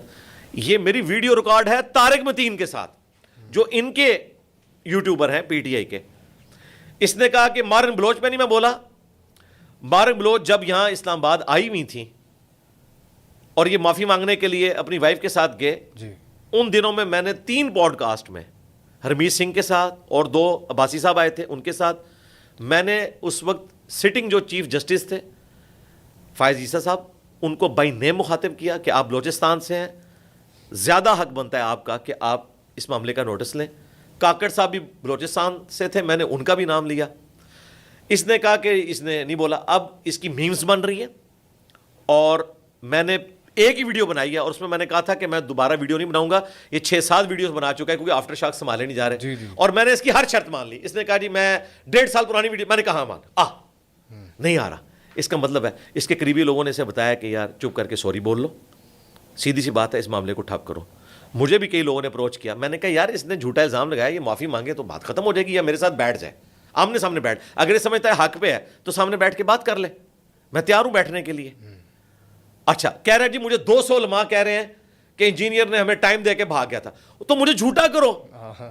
میں نے آج تک ویڈیوز میں ایک ہی بندے کو کہا ہے کہ آن لائن مجھ سے ڈسکشن کر لو, اور وہ عمران ریاض صاحب ہے. اس سے پہلے طارق مسعود صاحب کے ساتھ معاملہ ہوا تھا, وہ مناظرے والا نہیں, وہ کچھ اور تھا, اس کی ایک سٹوری ڈیفرنٹ ہے. اس پلانٹ ارتھ پہ اگر کوئی خوش نصیب ہے نا تو عمران ریاض ہے, جسے میں نے کہا سامنے بیٹھ. اب اس بندے نے پی ٹی آئی کو باندھ کے مروایا اور آخر میں وہ باندری دے پیر سڑ دینے تو بچے تھلے دے دیں دیے. اب وہ کہہ رہے ہیں جی پی ٹی آئی والے جواب دیں گے کہ حلال ایکسٹینشن کیا ہوتی ہے, حرام ایکسٹینشن کیا ہوتی ہے, حلال بھگوڑا کون سا ہوتا ہے, حرام بھگوڑا کون سا ہوتا ہے, حلال جو ہے 5th جنریشن وار کون سی ہوتی ہے, حرام کون سی ہوتی ہے. یہ آپ پی ٹی آئی والے جواب دیں گے. وہ نکل ہی گیا بیچ میں سے, وہ کہتا ہے میں تو جرنلسٹ ہوں. جرنلسٹ ہونا اگر تو بھائی تم ایک پارٹی کی سائڈ نہ لیتے, ٹھیک ہے, تم نے پوری کمپین چلائی ہے. یہ تم نے کہا تھا نا کہ ٹکر کے لوگ ملے ہیں. جرنلسٹ کا یہ کام ہے کہ وہ ریاستی ادارے کو کہے کہ تمہیں ٹکر کے لوگ ملے. ٹکر کے لوگ تو مل گئے ہمارے سامنے بیٹھے ہیں, ہاں ٹکر کے لوگ اب ملے ہیں. دیکھیں اللہ کا شکر ہے, سارے صحافی لوگ جو اس کے چاہنے والے تھے نہیں چاہنے والے تھے, سامنے آ کر بھی نجی محفلوں میں بھی کہہ رہے ہیں کہ اس نے غلطی کی ہے, اور کہتے ہیں انجینئر صاحب آپ خاموش ہو جائیں. میں نے کہا یار میں نے خاموش اس لیے نہیں ہونا کہ میری ذات پہ حملہ اس لیگیسی کے اوپر حملہ ہے, ٹھیک ہے. اگر یہ مجھے کہے نا کہ میری داڑھی جو ہے وہ اس کے چند بال چھوٹے ہیں یا میری پگڑی جو ہے وہ میلی ہے, کوئی فرق نہیں پڑتا. لیکن جب آپ کسی کے کریکٹر پہ حملہ کرتے ہو جو لیگیسی لے کے چل رہا ہے, تم لوگ تو مطلب تازہ ایک اپنے نظریے کو لے کے چل رہے ہو, ہم تو ایک دینی نظریے کو لے کے چل رہے ہیں. تو ہمارے لیے اس دعوت کی اہمیت اس حوالے سے ہے کہ اس کو جو لاس پہنچائے گا ہم اس کا لحاظ بالکل نہیں کریں گے. اور اللہ کا شکر ہے آپ کے پلیٹ فارم کی وساطت سے پچھلے دنوں فیصل وڑائی صاحب سے بھی گفتگو ہوئی, تو مجھے کہہ رہے تھے میں نے انگلینڈ جانا ہے, آفتاب اقبال صاحب کو بھی ملنا ہے, ان سے فیملی ٹرمز بھی ہیں. تو میں نے کہا کہ انہیں کہیں کہ یار آن لائن آ جاؤ, عمران ریاض کو بھی بلا لو, تو فیصل وڑائی صاحب اس میں اینکر بن جائیں, مجھ سے ڈسکشن کر لیں. یہ لوگ ویوز پہ ویوز حاصل کر رہے ہیں. آپ دیکھیں جب انہوں نے میرے اوپر ویڈیوز بنائی ہیں اس سے پہلے کہ ان کے ویوز دیکھیں آفتاب اقبال صاحب کے, اور اس کے بعد کے دیکھیں, دوبارہ سے یہ رننگ میں آ گئے. کتنا عرصہ چلے گا اس طریقے سے؟ اگر آپ نے ویوز کمانے ہیں اور پھر کہہ رہے ہیں انجینئر صاحب کہیں ہمیں سٹرائک نہ بھیج دینا, بھئی میں نے کوئی سٹرائک بھیجنی ہے, ٹھیک ہے, اور الٹا انہوں نے سٹرائک بھیج دی. کس نے؟ آفتاب اقبال صاحب نے. جب ان کی بیم بنی, ان کو ان کے گھر کی پکچر بتائی گئی کہ آپ لوگوں کو کلچرل ہونا سکھا رہے ہیں, تو آپ تو یہ کچھ تھے, ٹھیک ہے. اور پھر دیکھیں مجھے ان پہ افسوس ہے کہ یہ لٹریچر کے آدمی, اگر لٹریچر کے آدمی نہ ہوتے تو میں کہتا کہ جاہل آدمی ہے, اس سے کیا متھا ماروں. اس نے شیر افضل مروت صاحب سے مستعار لیا ہوا جملہ وڑ گیا, اس کو نیگیٹو جامہ نہیں پجامہ پہنایا زبردستی, ہاں, اور اس کے بعد کہا کہ یہ آپ کی گفتگو ہے دینی پلیٹ فارم سے. بھائی جب شیر افضل مروت صاحب یہ جملہ بول رہے تھے اس وقت تو آپ کو خیال نہیں آیا, اور مجھے وہ مولوی فتنہ کہہ رہے تھے اس وقت تو آپ کو خیال نہیں آیا. تو میں نے ان کو جواب دیا ہے کہ مسجد الحرام اور ولد الحرام, اس میں بھی حرام لفظ کامن ہے. ٹھیک ہے. اب مسجد الحرام میں حرام, اب اللہ تعالیٰ اگر ان سے پوچھ کے قرآن نازل کرتا تو پھر مسجد الحرام تو نہ ہوتا. تو لٹریچر میں بھی یہ بات کر لیں, کسی ٹاپک کے اوپر ریلیجن پہ بات کریں, اور یہ کہتے ہیں ہماری فیلڈ ہے کہ ہم پولیٹیشین ہیں. آپ پولیٹیشین تو ہے ہی نہیں ہے, آپ تو جرنلسٹ ہیں. جرنلسٹ کہاں سے جرنلسٹ صرف رپورٹ کرتا ہے, وہ پولیٹیشین نہیں ہوتا. پولیٹیشین تو ہم آپ کے بڑے کو بھی نہیں مانتے, وہ بھی سیلیبریٹی ہے, وہ بھی پولیٹیشین نہیں ہے. ٹھیک ہے, تو آپ کو ہم نے کہاں سے پولیٹیشین ماننا ہے, اور پھر ہمیں کہتے ہیں جی آپ پالیٹکس کے اوپر بات نہ کریں. بھائی تم جرنلسٹ ہو کے پالیٹکس پہ بات کر رہے ہو اور فیکٹس اور فگرز کے بغیر کر رہے ہو.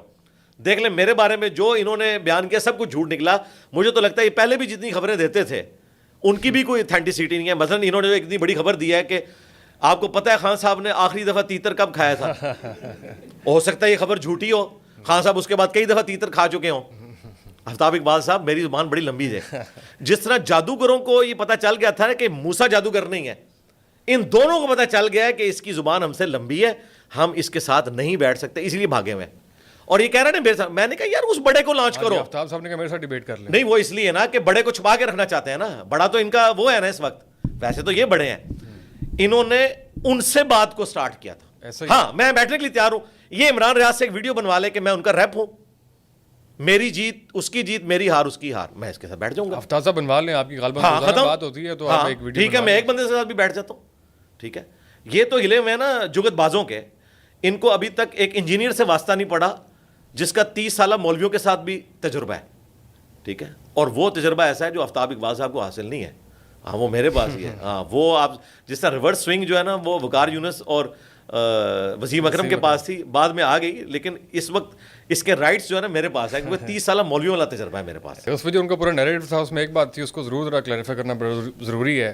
ان کا یہ الزام تھا کہ آپ کے دل میں نواز شریف کی کوئی محبت جاگتی ہے, نواز شریف کے بارے میں آپ کے اندر کوئی نرم جذبات ہیں, ایسا کچھ ہے؟ میں ہر اس انسان کے ساتھ نرمی کا رویہ اور محبت کا جذبہ رکھتا ہوں جس کے ساتھ زیادتی ہوئی ہو. میں سمجھتا ہوں کہ خان صاحب کے اوپر جو عدت کیس بنایا گیا یہ زیادتی پر مبنی ہے, بالکل فراڈ ہے, بے حیائی پر مبنی ہے. اور میں نے اس کے اوپر اسی وقت گفتگو کی تھی, 6 لاکھ سے زیادہ لوگ دیکھ چکے ہیں. اس کے بعد اگر مجھے کوئی نون لیگ والا کہے کہ خان صاحب جو کنٹینر پہ یہ کہتے تھے کہ مریم میرا نام اس طرح نہ لیا کرو ڈیش ڈیش ڈیش, اس ولگر بات کو میں انڈورس کر رہا ہوں, تو میں کہوں گا اپنے دماغ کا علاج کرواؤ. میں تو عدت کیس پہ بات کر رہا ہوں, میں خان صاحب کی اس لینگویج کو سپورٹ نہیں کر رہا. اسی طریقے سے نواز شریف صاحب کے ساتھ جو پاناما کیس میں اینڈ پہ اقامہ نکال کر ایک پرائم منسٹر کو ہٹایا گیا, اس معاملے میں میں ان کے ساتھ ہمدردی رکھتا ہوں, اور اللہ کا شکر ہے اب تو شیر افضل مروت صاحب نے بھی ہمدردی رکھ دی ہے. جہاں کسی مظلوم کے ساتھ زیادتی ہوگی ہم مظلوم کے ساتھ کھڑے ہوں گے. لیکن اگر کوئی یہ سمجھتا ہے کہ اس کے اگینسٹ نواز شریف صاحب کی جو غلط پالیسیز ہیں ان کو میں انڈورس کرتا ہوں, تو بالکل ایسا نہیں ہے. میں سمجھتا ہوں کہ نواز شریف صاحب کو شہباز شریف کی بجائے کسی اور پولیٹیکل لیڈر کو, مثلا میں سمجھتا ہوں کہ احسن اقبال صاحب ایک سوٹیبل پرسنالٹی تھے, ان کو اگر پنجاب کا وزیر اعلیٰ بنایا جاتا, ایون ان کو پرائم منسٹر بھی بنایا جاتا, تو وہ ڈیزرو کرتے تھے. شریف النفس آدمی ہے اور انٹیلیجنٹ آدمی ہے, بہتر تھا کہ وہ اپنے خاندان سے نکل کے کسی اور بندے کو موقع دیتے. اس میں مجھے ان سے اختلاف ہے. تو کسی کے ساتھ کسی معاملے میں اختلاف بھی ہو سکتا ہے. یہ کہنا جی ہمدردی والا معاملہ ہے, تو ہمدردی تو مظلوم کے ساتھ ہم کھڑے ہوں گے اور ظلم کے ساتھ ہم کھڑے نہیں ہوں گے. ایک معاملے میں ہمدردی آپ کو, لیکن مجموعی طور کے اوپر جو میاں نواز شریف ہیں, آپ ان کو ایک ایماندار لیڈر سمجھتے ہیں یا کرپٹ لیڈر سمجھتے ہیں؟ یہ میرے پاس کون سی اتھارٹی ہے کہ میں عمران خان کو ایماندار کہوں اور نواز شریف صاحب کو ایماندار کہوں؟ تاثر ایک رائے, تاثر تو یہ ہے اگر جوڈیشری پہ جانا ہے تو وہ تو سارے کیس فارغ ہو گئے ان کے, تو جوڈیشری میں بات کر لیں. اور پھر جو شہباز شریف صاحب کے خلاف کیسز کیے تھے انہوں نے یورپ کی عدالت میں, یو کے میں, وہ بھی فارغ ہو گئے. تو اس کے بعد میں کیا رزلٹ نکالوں؟ ان کی طرح میں یہ مانوں کہ انہوں نے وہاں کی عدالتیں بھی خرید لی ہیں, یہ بات وہاں جا کے کریں نا کہ یہاں کی عدالتیں بکی ہوئی ہیں, تو پھر کسی تیسرے ملک میں ان کو جانا پڑے گا. تو اس طرح نہ کریں, جوڈیشری میں بات کریں نا. جب فائنل رزلٹ ہمارے سامنے آ چکا ہے اس کے بعد اب میں خود سے اس کی کوئی تحقیق لانچ کروں تو اس طرح تو نہیں ہو سکتا. سیدھی سی بات ہے. میں نہ ایمانداری کا سرٹیفکیٹ دیتا ہوں نہ بے ایمانی کا. خان صاحب کو جس طریقے سے صادق اور امین ڈکلیئر کیا گیا فوٹو کاپیز کے اوپر, کوئی ٹیسٹڈ ڈاکومنٹس نہیں تھے, وہ بھی سب کے سامنے ہے. لیکن میں اس بنیاد پہ نہیں کہوں گا کہ ثاقب نثار صاحب نے ان کو ناحق ڈکلیئر کر دیا. میرے نزدیک پاکستان کا کوئی پولیٹیکل لیڈر جو اس وقت مین اسٹریم میں ہے وہ صادق اور امین کے درجے پر فائز نہیں ہے. لیکن اگر کمپیریٹیولی مجھ سے پوچھیں تو میں تو جماعت اسلامی کو سپورٹ کرتا ہوں. سراج الحق صاحب کو میں ہمیشہ سے ان کی تعریف کرتا ہوں. اور دیکھیں جب پاناما کیس چل رہا تھا اس وقت اس کے جو ہیڈ تھے جسٹس, انہوں نے کہا کہ اگر صادق اور امین والا معاملہ ہوا تو صرف سراج الحق صاحب بچیں گے, باقی سب فارغ ہو جائیں گے. اگلے دن انہوں نے بیان بھی واپس لے لیا. یہ ہمارے سپریم کورٹ کے ججوں کا حال ہے کہ وہ اپنا بیان واپس لے لیتے ہیں. کوئی گالی نہیں دی ہوئی تھی جو واپس لی ہے, ایک بندے کی نیکی بیان کی ہوئی تھی. تو اس حوالے سے میں سمجھتا ہوں حافظ نعیم الرحمان صاحب کا جو یہ جگرا ہے کہ انہوں نے اپنی سیٹ واپس کر دی کہ میں نہیں جیتا ہوا, اتنا جگرا تو کسی اور پولیٹیکل لیڈر میں نہیں ہے. جو تعریف ہے کسی کی کرنی چاہیے. علی بھائی 13 میں آپ نے کیا سوچ کے عمران خان صاحب کو ووٹ دیا تھا؟ ایک تبدیلی کی ہوا اس وقت چلی تھی. آپ نے دیکھا کہ جماعت کے بھی کئی لوگ چلے گئے تھے جو اب کافی حد تک بیچ میں سے نکل بھی گئے ہیں. تو اس میں ہم چاہ رہے تھے کہ اگر کوئی اس طرح کی پولیٹیکل تیسری فورس سامنے آتی ہے, اور خان صاحب ظاہر ہے سیلیبریٹی ہیں, شخصیت سے ہی متاثر ہوئے تھے. چیز اس میں کوئی شک نہیں ہے, ظاہر ہے اسی وجہ سے متاثر تھے. 1992 میں انہوں نے ورلڈ کپ جتایا ہے. وہ خیر اس میں تقدیر کا زیادہ ہاتھ تھا, لیکن اس کے باوجود کریڈٹ تو جاتا ہے کیپٹن کو, اس میں کوئی شک نہیں ہے. تو ہم ان کو اس حوالے سے دیکھتے تھے کہ یہ کوئی تبدیلی لے آئیں گے. لیکن جب وہ الیکشن میں ہار گئے اور نواز شریف صاحب نے اس وقت بڑے پن کا مظاہرہ کیا کہ انہیں کے پی میں گورنمنٹ بنانے دی, ورنہ اگر شرارت کرنا چاہتے تو کر سکتے تھے, اچھا کیا ان کو بنانے دی, تو وہاں پرفارم کرتے. لیکن یہ تو کوئی لمبے خواب دیکھ رہے تھے اور وہ خواب ایکسپوز ہو گئے 2014 کے دھرنوں میں. اس کے بعد مجھے سمجھ آ گئی کہ یہ تو غلط لائن پہ چل پڑے ہیں, یہ سسٹم کو چلنے نہیں دیں گے. ہم تو کہتے ہیں 5 دفعہ اسمبلیاں اپنا وقت پورا کریں اور پرائم منسٹر اپنے بوجھ کے اوپر گرے. یہ پی ڈی ایم نے تو اڑتا تیر جو ہے وہ بغل میں لے لیا. خان صاحب اپنے بوجھ پہ گرنے والے تھے, 3-4 مہینے کی گیم رہ گئی تھی, پکڑ کے اس بندے کو پاپولر انہوں نے کروا دیا. اور 18 میں کس کو پھر ووٹ دیا تھا آپ نے؟ یار یہ رہنے میں یہ کہتا ہوں 2018 میں میں نے خان صاحب کو ووٹ نہیں ڈالا بس. چلے ٹھیک ہے, سمجھ آتے ہیں. اور 24 کا آپ نے خود ہی بتایا تھا کہ بلکہ لکھا تھا کہ آپ نے جماعت اسلامی کو ووٹ دیا. جی میں آندہ بھی جماعت اسلامی کو دوں گا, میں تو باقیوں سے متنفر ہو چکا ہوں, سیدھی سی بات. صحیح ہے, صحیح ہے. کبھی ایسا امکان تو نہیں کہ جیلم سے آپ خود کسی الیکشن میں کھڑے ہیں اور خود نہیں, میں تو پاکستان کی پولیٹکس کے ساتھ جو خطرات جڑے ہوئے ہیں, یعنی جو کریکٹر آپ کا بلائن کیا جاتا ہے, تو ہماری یہ لیگیسی اس چیز کی متعمل نہیں ہے کہ میری ویڈیوز اے آئی کی بننی شروع ہو جائیں اور کانٹ چھانٹ کے جو ہے وہ اس طریقے سے چیزیں عام ہوں. تو ہم نے جو یہ اتنی محنت سے اس پلیٹ فارم کو کھڑا کیا تو اس کو ہم خراب نہیں کرنا چاہتے. اور دوسرا میری عادت یہ ہے کہ ہم کبھی دوبارہ سے ویل کو انوینٹ نہیں کرتے اور نہ 1.5 اینٹ کی مسجد لادہ سے بناتے ہیں. مجھ سے اگر آ کے کوئی پوچھتا ہے نا چیریٹی میں پیسے دینے, لوگ آئے ہیں بلینز آف روپیز, میں نے کہا جی آپ الخدمت فاؤنڈیشن کو دیں, عیدی والوں کو دیں, شوکت خانم کو دیں, جو آلریڈی کام کر رہے ہیں, ان کے ہاتھ مضبوط کریں. تو اگر کوئی مجھ سے پوچھے گا تو میں ان کو کہوں گا کہ آپ جماعت اسلامی کو بھی چانس دیں, انہیں سپورٹ کریں, آلریڈی یہ کام ہو رہا ہے نا. تو ضروری نہیں ہے کہ میں اس سسٹم کا حصہ بنوں, میں سپورٹر بھی تو بن سکتا ہوں نا. تو میرا خیال ہے میں اتنا ہی کر سکتا ہوں. باقی اس کام میں اگر اور بندے موجود ہوتے تو میں اس سیٹ سے ریٹائرمنٹ لے لیتا. مجھے تو نہیں نظر آتا یہ اتنی مشکل سیٹ ہے کہ فی الوقت کوئی ایسا بندہ نظر نہیں آ رہا. اس لیے میں چاہتا ہوں کہ میں اپنا مین کام چھوڑ کے اس کام کی طرف نہ آؤں. اس کا قطعی یہ مقصد نہیں کہ میں اس کام کو غلط سمجھتا ہوں یا اسے فضول سمجھتا ہوں. میں سمجھتا ہوں جیسا غامدی صاحب نے کہا تھا نا کہ ان سے پوچھا کہ آپ رؤیت ہلال کمیٹی میں کیوں نہیں شامل, ان کا کہ میرے اندر اہلیت ہی نہیں ہے کہ میں چال دیکھ سکوں. تو میرے اندر اہلیت ہی نہیں ہے کہ میں پاکستان کی پولیٹکس کا بوجھ اٹھا سکوں. تو میرے اندر جو اہلیت ہے وہ یہ والی ہے, تو یہ اللہ کا شکر ہے ہم لے کے چل رہے ہیں. بالکل صحیح ہے. واپس ہم ایجوکیشنل کانٹینٹ کی طرف آتے ہیں. یہ صاحب لاسٹ ٹائم جو میں آپ کو آیا تھا نا تو میں نے کچھ سوالات کیے تھے, اس میں ایک سوال تھا کہ کیا مرنے کے بعد انسان کی دوبارہ اپنے پیروں سے ملاقات ہوگی. یہ سوال مجھے میری بہن نے بتایا تھا اور وہ والد صاحب کے تناظر میں ہم اس کو سننا بھی چاہتے ہیں. اس کلپ کے اوپر آج تک بہت سے لوگ جو ہے نا وہ میسیجز بھی کرتے ہیں, کمنٹ بھی کرتے ہیں, اور لوگوں کو بڑا اس سے رہنمائی بھی ملی ہے. اور 50 لاکھ سے اوپر لوگ ابھی تک دیکھ بھی چکے ہیں, مزید بھی جاننا چاہتے ہیں اس کے اوپر. تو ایک تو اس کے بارے میں مزید وضاحت فرما دیں. دوسرا یہ کہ جو اصالہ ثواب کا آپ نے پہلے بھی ذکر کیا تھا, ہماری جو پیارے چلے گئے ہیں, ہمارا ان سے کیا کسی قسم کا کوئی کنیکشن ہوتا ہے کہ ہمارے کسی عمل کا یا ہماری کسی خبر ان تک پہنچے یا ہم کوئی اچھا کام کریں تو اس تک ان کی کوئی چیز ہو یا اصالہ ثواب پہنچتا ہو؟ اس کے بارے میں ہمارا کنیکشن کس کس طریقے سے ان سے ہو سکتا ہے؟ اصالہ ثواب اس اعتبار سے تو پہنچتا ہے, صحیح مسلم میں حدیث ہے کہ مردے کو 3 اعمال کا ثواب پہنچتا ہے. ایک تو صدقہ جاریہ جو اس نے خود کیا تھا, دوسرا علم کی بات، جس طرح امام بخاری امام مسلم نے احادیث کی کتابیں لکھی تو ان کو ثواب ملنا چاہیے. اور تیسرا نیک اولاد جو اس کے لیے دعا کرتی ہے یا کوئی صدقہ اور خیرات کرتی ہے وہ آٹومیٹکلی ثواب پہنچتا ہے.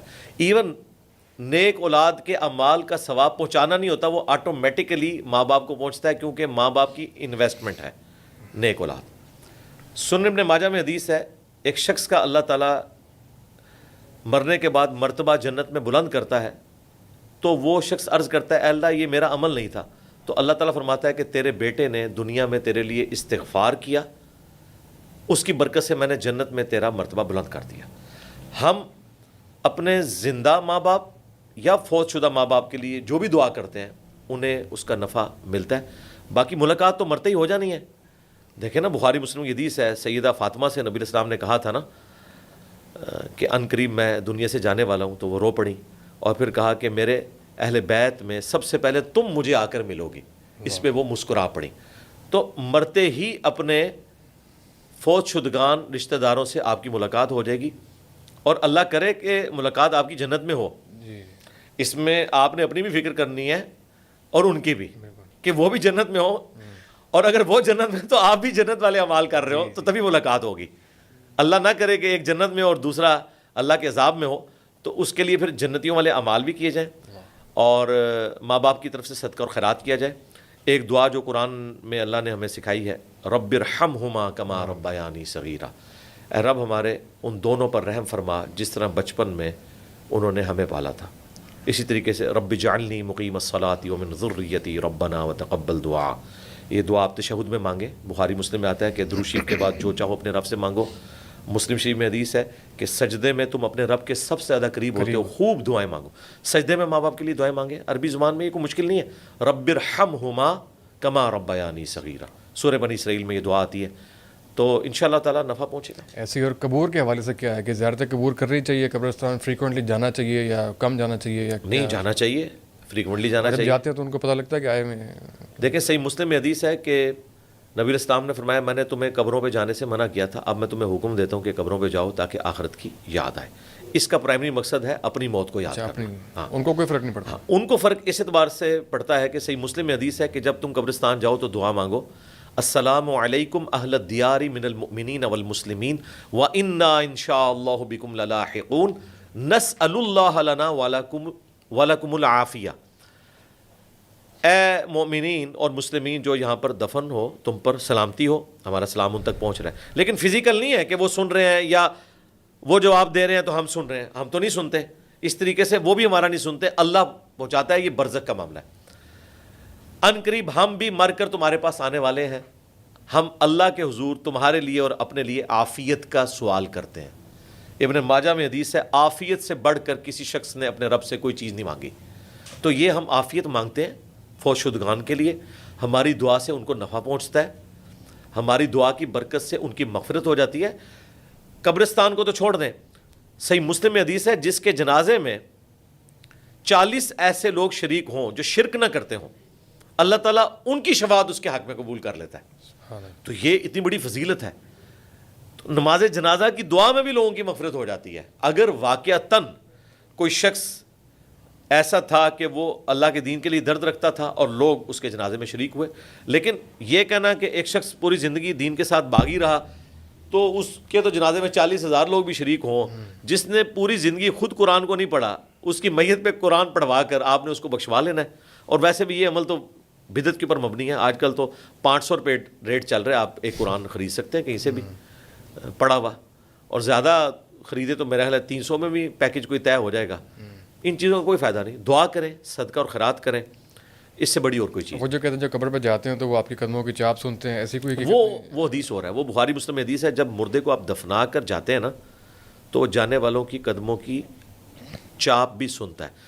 وہ وقتی طور پہ اسے سنائی جاتی ہے تاکہ اگر وہ نیک ہے تو شکر ادا کرے کہ میں نے ان پر بھروسہ نہیں کیا، اور اگر بدکار ہے تو اس کی حسرت میں اضافہ ہو کہ مجھے چھوڑ کر چلے گئے. وہ تو اس سے پہلے بھی ہے. بخاری میں حدیث ہے کہ میت اپنی چارپائی پہ کلام کرتی ہے. نیک میت کہتی ہے مجھے جلدی جلدی قبرستان لے جاؤ، اور بدکار میت کہتی ہے کہ مجھے کہاں لے کر جا رہے ہو. اور نبی علیہ السلام نے فرمایا کہ اس کی یہ چیخو پکار انسانوں اور جنوں کو چھوڑ کر تمام مخلوقات سنتی ہیں. انسان اور جن سن لیں تو بے ہوش ہو جائیں, پھر تو وہ غیب کا پردہ ہی اٹھ جائے نا. یہ جو ان الذین یخشون ربہم بالغیب, بے شک جو لوگ غیب میں اپنے رب سے ڈرتے ہیں ان کے لیے مغفرت ہے نا, ورنہ اگر پردہ اٹھ گیا تو پیچھے کون سی بات رہ جائے گی. اچھا بھی پچھلے دنوں جو آپ سے میرے خیال کوئی لائبہ کے بارے میں سوال کرتا ہے وہ حور کے, اس طرف میں نہیں جانا چاہتا. آپ نے اس کے کہا آپ نے نام بھی لے لیا, میں نے لیا, میں سوال کرنے لگا ہوں. آپ نے کہا تھا کہ اللہ سے ملاقات جو ہے نا وہ زیادہ بڑی نعمت ہے, تو اس کے بارے میں تو ذرا زیادہ بڑی نہیں, وہ الٹیمیٹ بڑی نعمت. سر تھوڑی منظر کشی کیجیے کہ وہ کیا ہوگا اور اللہ سے ملاقات ہماری کیسے ہوگی. دیکھیں جنت کی جو سب سے بڑی نعمت ہے وہ اللہ تعالیٰ کا دیدار ہے. اس کا ذکر قرآن میں بھی آیا کہ جو منافقین اور فاسقین ہیں وہ اپنے رب کے دیدار سے اوٹ میں کر دیے جائیں گے. اس کا منطقی انجام ہے کہ اہل ایمان کو زیارت کروائی جائے گی. باقی تفصیلات بخاری مسلم میں آئی ہیں. نبی علیہ السلام نے صرف سمجھانے کے لیے کہا کہ یہ 14ویں رات کا چاند دیکھتے ہو نا, کتنا واضح ہے, تم اپنے رب کو بھی اس طریقے سے واضح دیکھو گے. مراد یہ نہیں کہ اس شکل کا نظر آئے گا, یعنی کوئی شک نہیں ہے نا کہ 14ویں کا چاند ہے تو تمہیں تمہارے رب کا دیدار ہوگا. اب اس کی کیفیت کیا ہے یہ تو جنت میں جا کے ہی بتائی جا سکتی ہے, شاید وہاں پہ بھی بیان نہ ہو سکے. لیس کمثلہ شیء, اللہ کی مثل کوئی شے نہیں ہے. باقی یہ نعمت اتنی بڑی نعمت ہے کہ جب بخاری مسلم میں آتا ہے کہ لوگ اپنے رب کا دیدار کر کے واپس آئیں گے تو ان کے حسن میں ایسا نکھار پیدا ہوگا کہ وہ حوریں بھی پریشان ہوں گی کہ آپ کے حسن میں تو اضافہ ہو گیا, اور انسان کہیں گے کہ ہمارے بعد اللہ تعالیٰ نے تمہارے حسن میں بھی اضافہ کر دیا. ٹھیک ہے, جنت کی حوروں کا جو حسن ہے وہ اس سے بہت زیادہ ہے جو طارق جمیل صاحب بیان کرتے ہیں, لیکن ہمارا ان سے اختلاف یہ ہے کہ اس کو جس طریقے سے آپ بیان کرتے ہیں اور نبی اسلام کے حوالے سے اس کو بیان کرتے ہیں وہ جھوٹی روایتیں بھی آپ بیان کرتے ہیں. اب انہوں نے وہ موبائل میں لائبہ نکالی ہوئی ہے, جی وہ نکالی ہے, کوئی تو ہے ہی نہیں ہے, وہ لائبہ ورڈ ہی کو نہیں موجود کسی حدیث کی کتاب میں. وہ لعبہ لفظ ہے. لائبہ جو یہاں لکھا جاتا ہے حمزہ کے ساتھ, یہ تو عربی کا لفظ ہی نہیں ہے, عربی سے نکلا ہوا ہے, اس کا مطلب ہے پیاسی. اور لاعبہ عین کے ساتھ اس کا مطلب ہے کھیل کود کرنے والی, وہ بھی نہیں ہے. حدیث میں جو ورڈ آیا وہ لعبہ ہے, اور وہ حدیث بھی جعلی ہے. 2 اس میں مجہول راوی ہیں, عبید اللہ اور موسیٰ. اور ابن مسعود سے اس کی سماعی ثابت نہیں, حسان بن عطیہ کی. یہ امام ابن ابی دنیا نے المتوفا 281 ہجری صفت الجنہ کتاب میں اس روایت کو نقل کیا ہے. جو تابعی بیان کر رہا ہے نا اس کی تو اس صحابی سے ملاقات ہی ثابت نہیں. 33 ہجری میں عبداللہ ابن مسعود فوت ہوئے ہیں, اس کے بعد وہ پیدا ہوا ہے. تو یہ آپ سمجھ لیں سخت ترین جرح ہوتی ہے کسی روایت کے اوپر. اور اس میں بھی صرف الفاظ اتنے تھے کہ لعبہ وہ حور ہے جس پہ باقی حوریں رشک کرتی ہیں, اور وہ کہتی ہیں کہ اگر تجھے لوگ دیکھ لیتے تو تیرے حصول میں اللہ تعالیٰ کے تابع فرمان ہوتے بس. باقی وہ لمبی چوڑی چیزیں جو ساتھ اٹیچ کی ہیں انہوں نے وہ تو صوفیاء کے اقوال ہیں اس حدیث کے کانٹیکسٹ میں, اور وہ حدیث نبی علیہ السلام کا فرمان بھی نہیں ہے, ابن مسعود کا قول ہے, حدیث موقوف ہے, اور وہ بھی ابن مسعود سے بھی اب ثابت نہ رہا, وہ منقطع روایت ہے. میرا خیال ہے آج میں نے اس کے اوپر تفصیلاً گفتگو بھی کی ہے اور طارق جمیل صاحب کے اوپر دعوت توبہ بھی پیش کی ہے. لیکن طارق جمیل صاحب کے جو مخالفین ہیں نا, جی غامدی صاحب اینڈ کمپنی, جی وہ صراحتاً حوروں کا انکار کرتے ہیں, تو وہ بھی عقیدہ غلط ہے. سورہ الرحمن میں, سورۃ الواقعہ میں تفصیل کے ساتھ آپ خود ترجمہ پڑھ کے دیکھ لیں, حوروں کا ذکر ہے.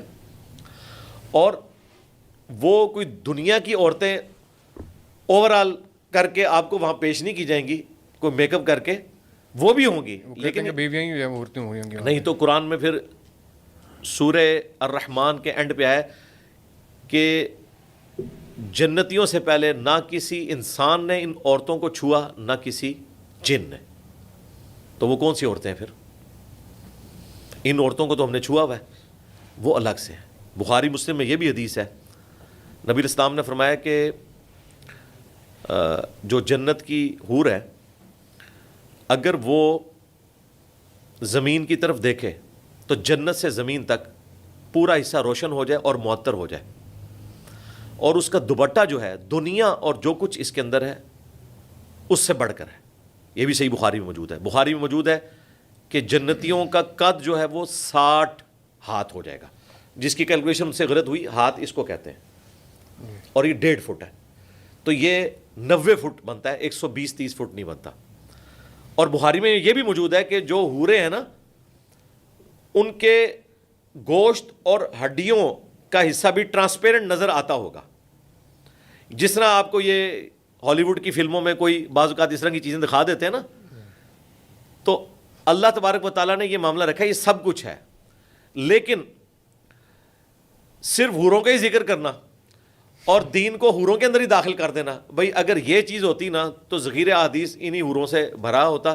ذخیر احادیث میں حوروں کا ذکر بہت تھوڑا ملتا ہے. قرآن پاک میں بھی 3 مقامات پہ بائی نیم مینشن ہے, سورۃ الواقعہ میں, سورہ الدخان میں اور سورۃ الرحمان کے اندر. باقی پاکیزہ بیویوں کا ذکر ہے, وہ دونوں طرف جا سکتی ہیں. غامدی صاحب کا موقف اتنا تو درست ہے کہ یہ والی عورتیں بھی حوروں سے بڑھا کر خاوندوں کے عقد میں آئیں گی, یہ الگ سے, اور ان کا حسن ان حوروں سے بھی بڑھ کر ہوگا. باقی یہ کہنا کہ حور الگ سے کوئی مخلوق نہیں ہے تو یہ قرآن و سنت کے منافی ہے. ایسے ہی بلکہ آپ سے کسی نے پوچھا پچھلے دنوں کہ اگر عورتیں یا بیویاں جو ہیں وہ وہاں پہ حوروں کی سردار ہوں گی تو اگر کسی کی 4 بیویاں تو کون سی والی سردار ہوگی؟ طارق مسعود صاحب جو جیسا کو بندہ ہے تو ان کی کون سی والی جو ہے وہ سردار ہوگی؟ ابھی تو ایک جملہ جو ہے وہ بلال کتب صاحب کی اس آن لائن ڈسکشن میں رہ گیا, اس میں نے کہا تھا کہ اگر غامدی صاحب کو حور ملی نا تو میں تو پروٹیسٹ کروں گا جنت. ہاں میں کہوں گا یہ تو قائل نہیں تھے, تو میرا اس میں علمی اختلاف ہے غامدی صاحب سے کہ یہ آپ کو جو ملی ہے نا یہ آپ طارق جمیل صاحب کو گفٹ کر دیں, کیونکہ آپ تو قائل ہی نہیں تھے. اور لیکن میں آپ کو بتاؤں غامدی صاحب نے چھوڑنی کوئی نہیں اگر مل گئی تو, ہاں یہ میں آپ کو آج ہی بتا رہا ہوں. ہماری دعا ہے کہ ان کو ملے, اللہ تعالیٰ ان کو بے شمار ہو رہے تھے جی, ہماری دعا ہے. بعضوں کا آدمی ایکسیپٹ کریں گے انشاءاللہ.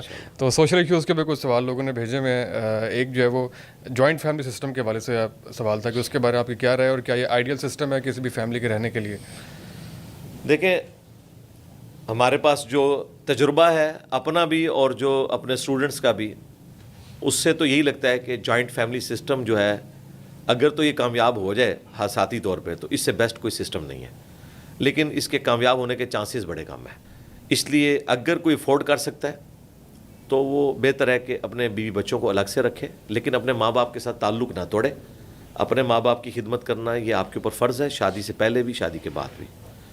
اور اگر آپ کی بیوی آپ کے لیے قربانی کرے جس طرح میری بیوی نے کی ہوئی ہے تو جوائنٹ فیملی سسٹم جیسی بہاریں اور دنیا میں ہو نہیں سکتی. لیکن ایک مشکل کام ہے, اس میں ظاہر ہے آپ کو قربانی دینی پڑتی ہے.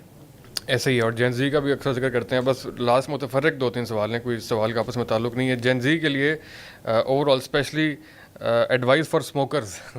آج کل یہ ویپ کا بہت زیادہ سسٹم بنا ہے, اسد بھائی بہت بہتر, ان کو بھی سمجھائیں, کچھ بڑے عزیز ہیں ہمیں. تو ویپ جو بہت سے لوگ پیتے ہیں ان کے لیے کوئی میسیج ہے کہ وہ کس طرح چھوڑ سکتے ہیں, اپنے آپ کو انسپائر کر سکتے ہیں؟ دیکھیں انٹلیکچولی اگر یہ قائل ہو جائیں کہ یہ ان کے لیے نقصان دہ ہے تو انشاءاللہ چھوڑ دیں گے. قائل ہیں لیکن کہتے ہیں سرور ملتا ہے, مزہ آتا ہے, افطاری کے فوراً. اس کا یہ مطلب تو نہیں ہے کہ جس چیز میں آپ کو سرور ملے آپ نے وہ کرنا ہے اس کاسٹ پہ کہ آپ کی صحت جائے. میں نے تو یہاں تک بات کی تھی کہ بلڈ پریشر کا جو مریض ہے وہ ایکسیسو نمک اگر یوز کرتا ہے تو وہ ایک طرح سے خودکشی کر رہا ہے. شوگر کا مریض اگر کاربز لیتا ہے بہت زیادہ اور انسولین بھی یوز نہیں کرتا, یہ بھی لادہ سے ضد ہے کہ انسولین بھی نہیں لگانی. یا تو انسولین لگاؤ, ٹھیک ہے, جو مرضی کھاؤ پیو, اور انسولین سے کوئی بھاگنے کی ضرورت نہیں ہے, آپ ایک اچھی زندگی گزار سکتے ہیں. اللہ تعالیٰ نے انسان کو ترقی کروائی ہے. اس کے باوجود اگر آپ انسولین کے بغیر شوگر استعمال کر رہے ہیں تو آپ تو خودکشی کر رہے ہیں. اس طرح کی زندگی گزارنا اور اپنی میڈیکل لائف کو ایکسپائر کر دینا یہ تو کفران نعمت ہے, سیدھی سی بات ہے. ایسی ہے. لاسٹ فوز کا نا آخر میں کرکٹ کا ذکر آیا تھا اور آپ نے کہا تھا کہ آپ کی خواہش تھی انڈیا جیتے, تو ابھی آپ کی خواہش پوری ہوگی؟ میں تو بہت خوش ہوں. پاکستان اگر ہار جائے تو اگلی میری خواہش یہ ہے کہ انڈیا جیتے یا سری لنکا جیتے یا بنگلہ دیش جیتے, کوئی بھی ایسی ٹیم جو سب کانٹیننٹس ہے. اس کی وجہ یہ ہے کہ ان لوگوں نے ہمیں غلام بنا کے رکھا ہوا تھا.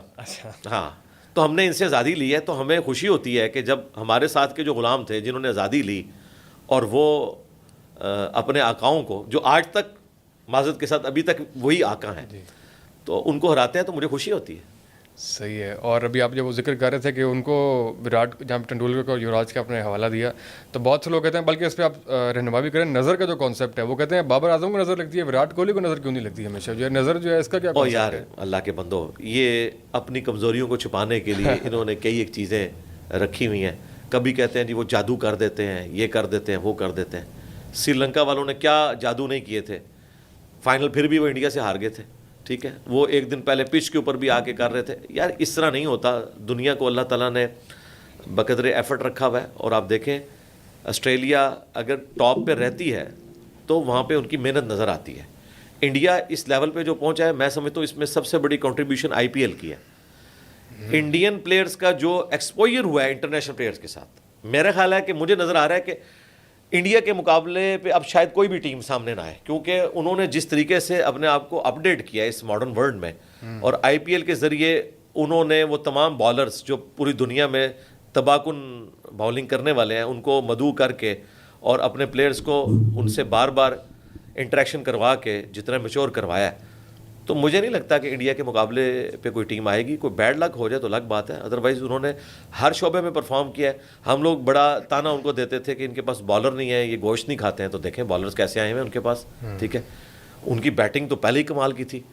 تو میرا خیال ہے ہمیں جیلسی کی بجائے نا ان سے لرن کرنا چاہیے, اور جو اپنا ہمارا یہاں پہ ڈومیسٹک کرکٹ والا معاملہ ہے اس کو بھی بہتر کریں, اور پی ایس ایل کا تجربہ جو ہے اس سے فائدہ اٹھائیں. ایسے علی بھائی آخری سوال ہے, ہماری یہ پوڈ کاسٹ 25ویں تاک رات کو ریلیز ہوگی. تاک راتوں میں اور لیلۃ القدر کو تلاش کرنے کے لیے جو تاک راتیں ہوتی ہیں اس میں کس طریقے سے ٹائم مینیج کرنا چاہیے اور کس طریقے سے کیا کیا انسان کو کرنا چاہیے؟ ایک تو جھٹکا طریقہ ہے جو آپ جیسے مصروف لوگوں کے لیے ہے, وہ صحیح مسلم میں حدیث ہے, جس نے عشاء کی نماز جماعت سے پڑھ لی اس کو آدھی رات کے قیام کا ثواب ملے گا, اور جس نے فجر بھی جماعت سے پڑھ لی گویا پوری رات کا قیام کیا. تو آپ عشاء اور فجر کی کوئی رکعت فوت نہ ہونے دیں فرض نماز کی, تو رات کا قیام آپ کو مل جائے گا. اور بخاری مسلم میں حدیث ہے, جس نے شب قدر کا قیام پا لیا اللہ تعالیٰ اس کے پچھلے سارے گناہ معاف کر دے گا, اور وہ فضیلت 1000 مہینوں سے افضل ہے, وہ آپ کو مل جائے گی. اگر آپ اس کو واقعی مزید زندہ کرنا چاہتے ہیں تو اعتکاف کریں. اعتکاف 10 دن کا بھی کر سکتے ہیں, 5 دن کا بھی کر سکتے ہیں, وہ آپ کی مرضی ہے. اعتکاف نہ بھی کریں, ایٹ لیسٹ ان راتوں کو آپ مسجد میں گزاریں یا گھر میں ایسی جگہ پر گزاریں کہ جس میں آپ قرآن پاک زیادہ سے زیادہ پڑھ سکیں ترجمے کے ساتھ, خواہ وہ آپ قیام اللیل میں پڑھیں یا ویسے بیٹھ کر اپنے آپ کو مصروف رکھیں, اور قرآن حکیم کے ساتھ اپنا شغف جو ہے وہ رکھیں. یہی میرا میسیج ہے. جزاک اللہ خیر علی بھائی, بہت بہت شکریہ آپ کے وقت, تھینک یو. جزاک اللہ جی. بس جی کوئی سوال رہتا نہیں کیا؟ نہیں, وہ پی ٹی آئی کے 2 دن سوال ہو بس کرو یار.